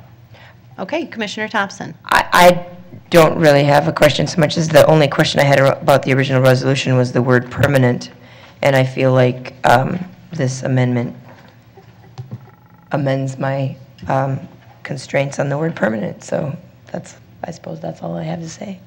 Okay, back to you. Commissioner Benny, you look like you had something to respond to. Thank you, Co-Chair Alper.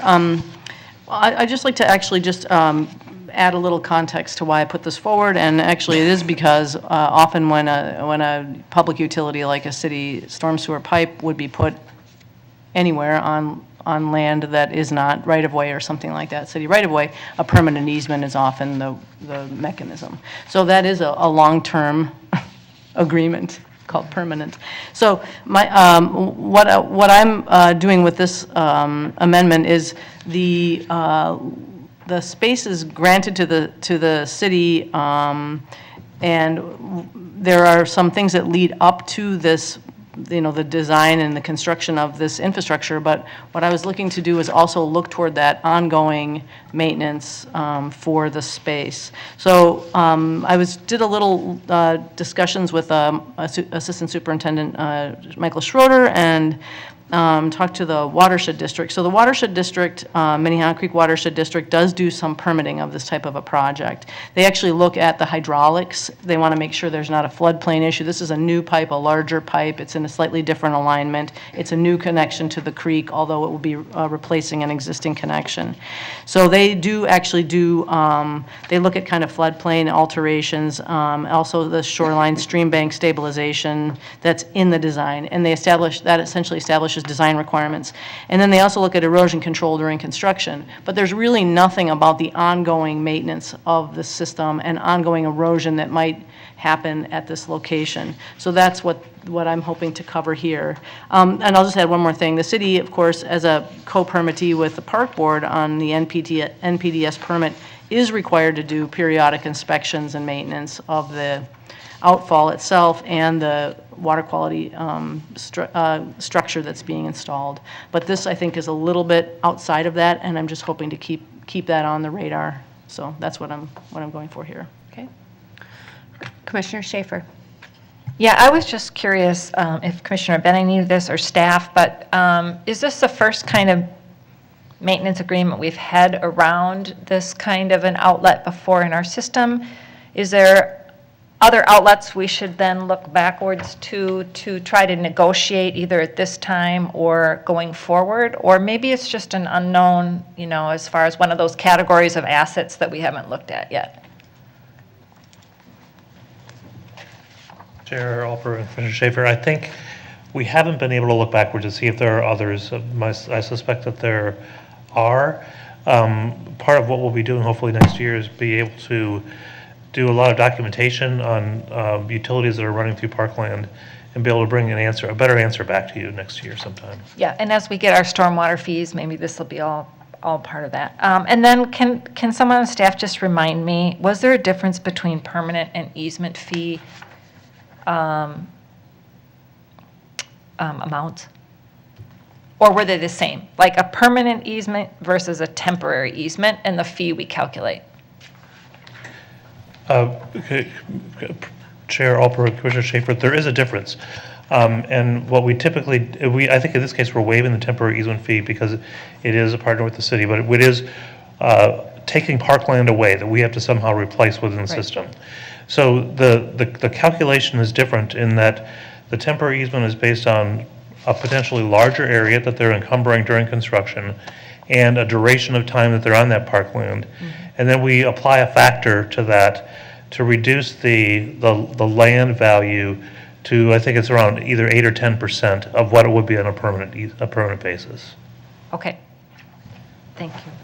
So if it works for our committee here, I'd like to vote on the amendment if there are no further questions on the amendment, and then go back to discussing the resolution. Did you have a comment on the amendment? Okay, go ahead. Just one more Co-Chair Benny. comment, and it's related to Commissioner Schaefer's comment about looking back and all of that. As I understand it, and I think I can be corrected here, but that's the thing about it, a permanent easement, that they're not really negotiated again. So once they exist, and they're not revised or modified in any way. So prior to signing it and granting it, that's the time to establish your requirements. Okay, thanks. Okay, seeing no further lights to the amendment, let's go ahead and vote on the amendment. All those in favor, please say aye. Aye. Any opposed? All right, so the amendment passes, so we're back to the original resolution. Any further comments on the resolution from commissioners? All right, I do have a question about this. I'm wondering how we determine when we waive fees and when we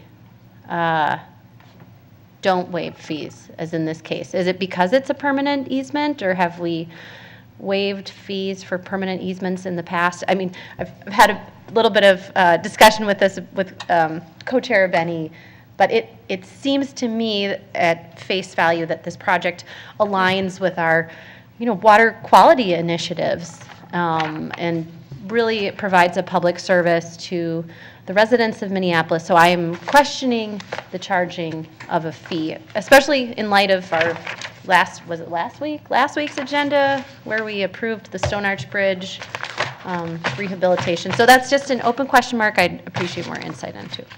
Please go ahead. Certainly, Chair Alper,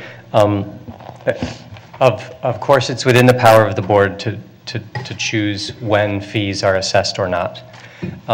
In this case, what staff's perspective and what we've negotiated with the city is that we feel there's really kind of two pieces of the project. The main pipe itself has no park benefit. It's simply a stormwater conveyance that in and of itself doesn't actually provide any water quality benefit. And then the second piece of it is that attached to that pipe and also on parkland is a stormwater best management practice that it's an underground chamber that will help filter that water and control some of the rate. And so that portion of the project, we're not charging the easement fees for that portion of that square footage. So those square feet were exempt from the calculation. But the rest of it, staff's perspective was taken in isolation. There was no direct park benefit from it. Because you raised the Stone Arch Bridge question, we felt that that entire project was a park benefit because it was actually a replacement of our trail. And so here we did, within the same project, make the distinction between something that was going to be park beneficial and enhance the water quality and the piece that was simply a water conveyance. Thanks. The water conveyance, though, piece, all the water ends up in Minnehaha Creek, right? From Commissioner this Alper, that's outfall? correct. As it does today from Yeah. the older outfall, yes. Okay, I'll pause there. Commissioner Schaefer? I just think it's interesting. I think a lot of us get temporary permits that come across our desk that we can look at from our areas. And a lot of times you'll see right underneath there, fee waived, fee not waived. You can kind of get a sense as you, over time, what are the things we're waiving fees for and what are the things we're not. And as a commissioner, I sometimes have difficulty understanding that. I mean, today I had one, or yesterday, come across about closing the bike lane around Hennepin Avenue Bridge for a 2-week closure during the main part of the day.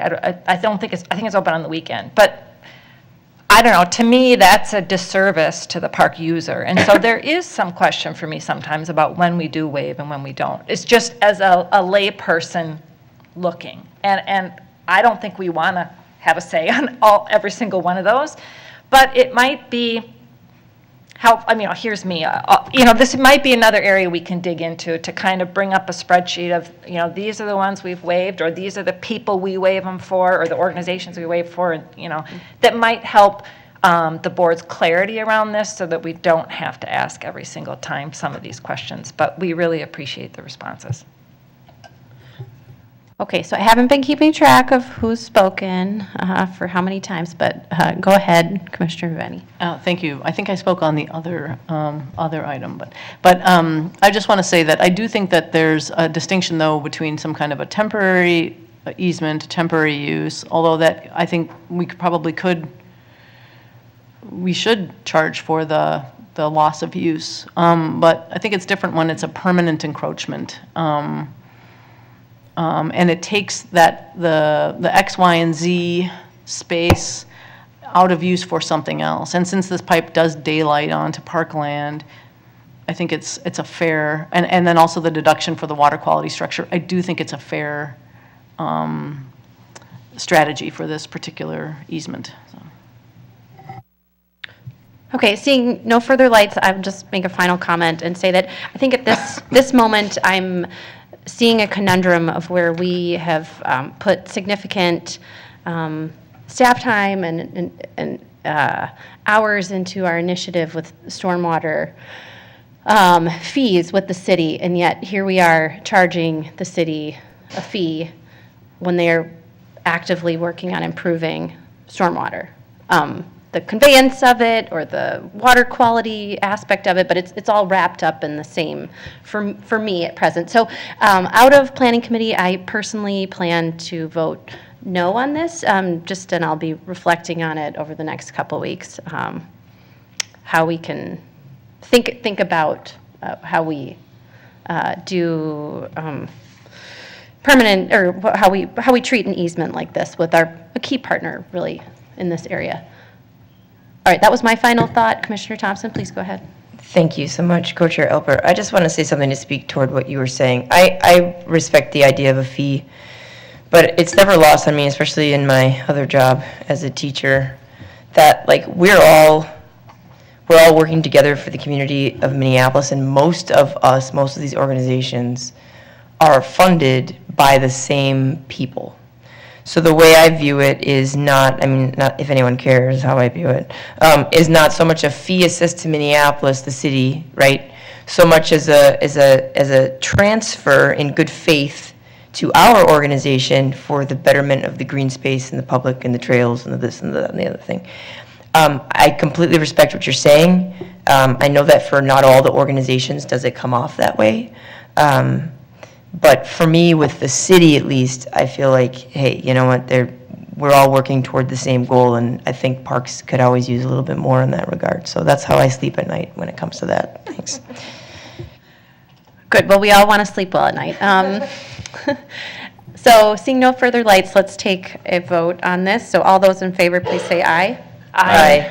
All those opposed, please say nay. Nay. That passes. So let's go on to the next one. Can somebody move it for me, please? I move resolution 2023-185, resolution naming the overlook at East 44th Street and West River Parkway within the Mississippi River Gorge Regional Park, the Horace W.S. Cleveland Overlook. Thanks. Any interest, any discussion on this? Any interest in any presentation? Any comments? Okay. Seeing none, let's vote on this. All those in favor, please say aye. Aye. Any opposed? Okay, that passes. And with that, that concludes our agenda, and I will adjourn the Planning Committee. Good job.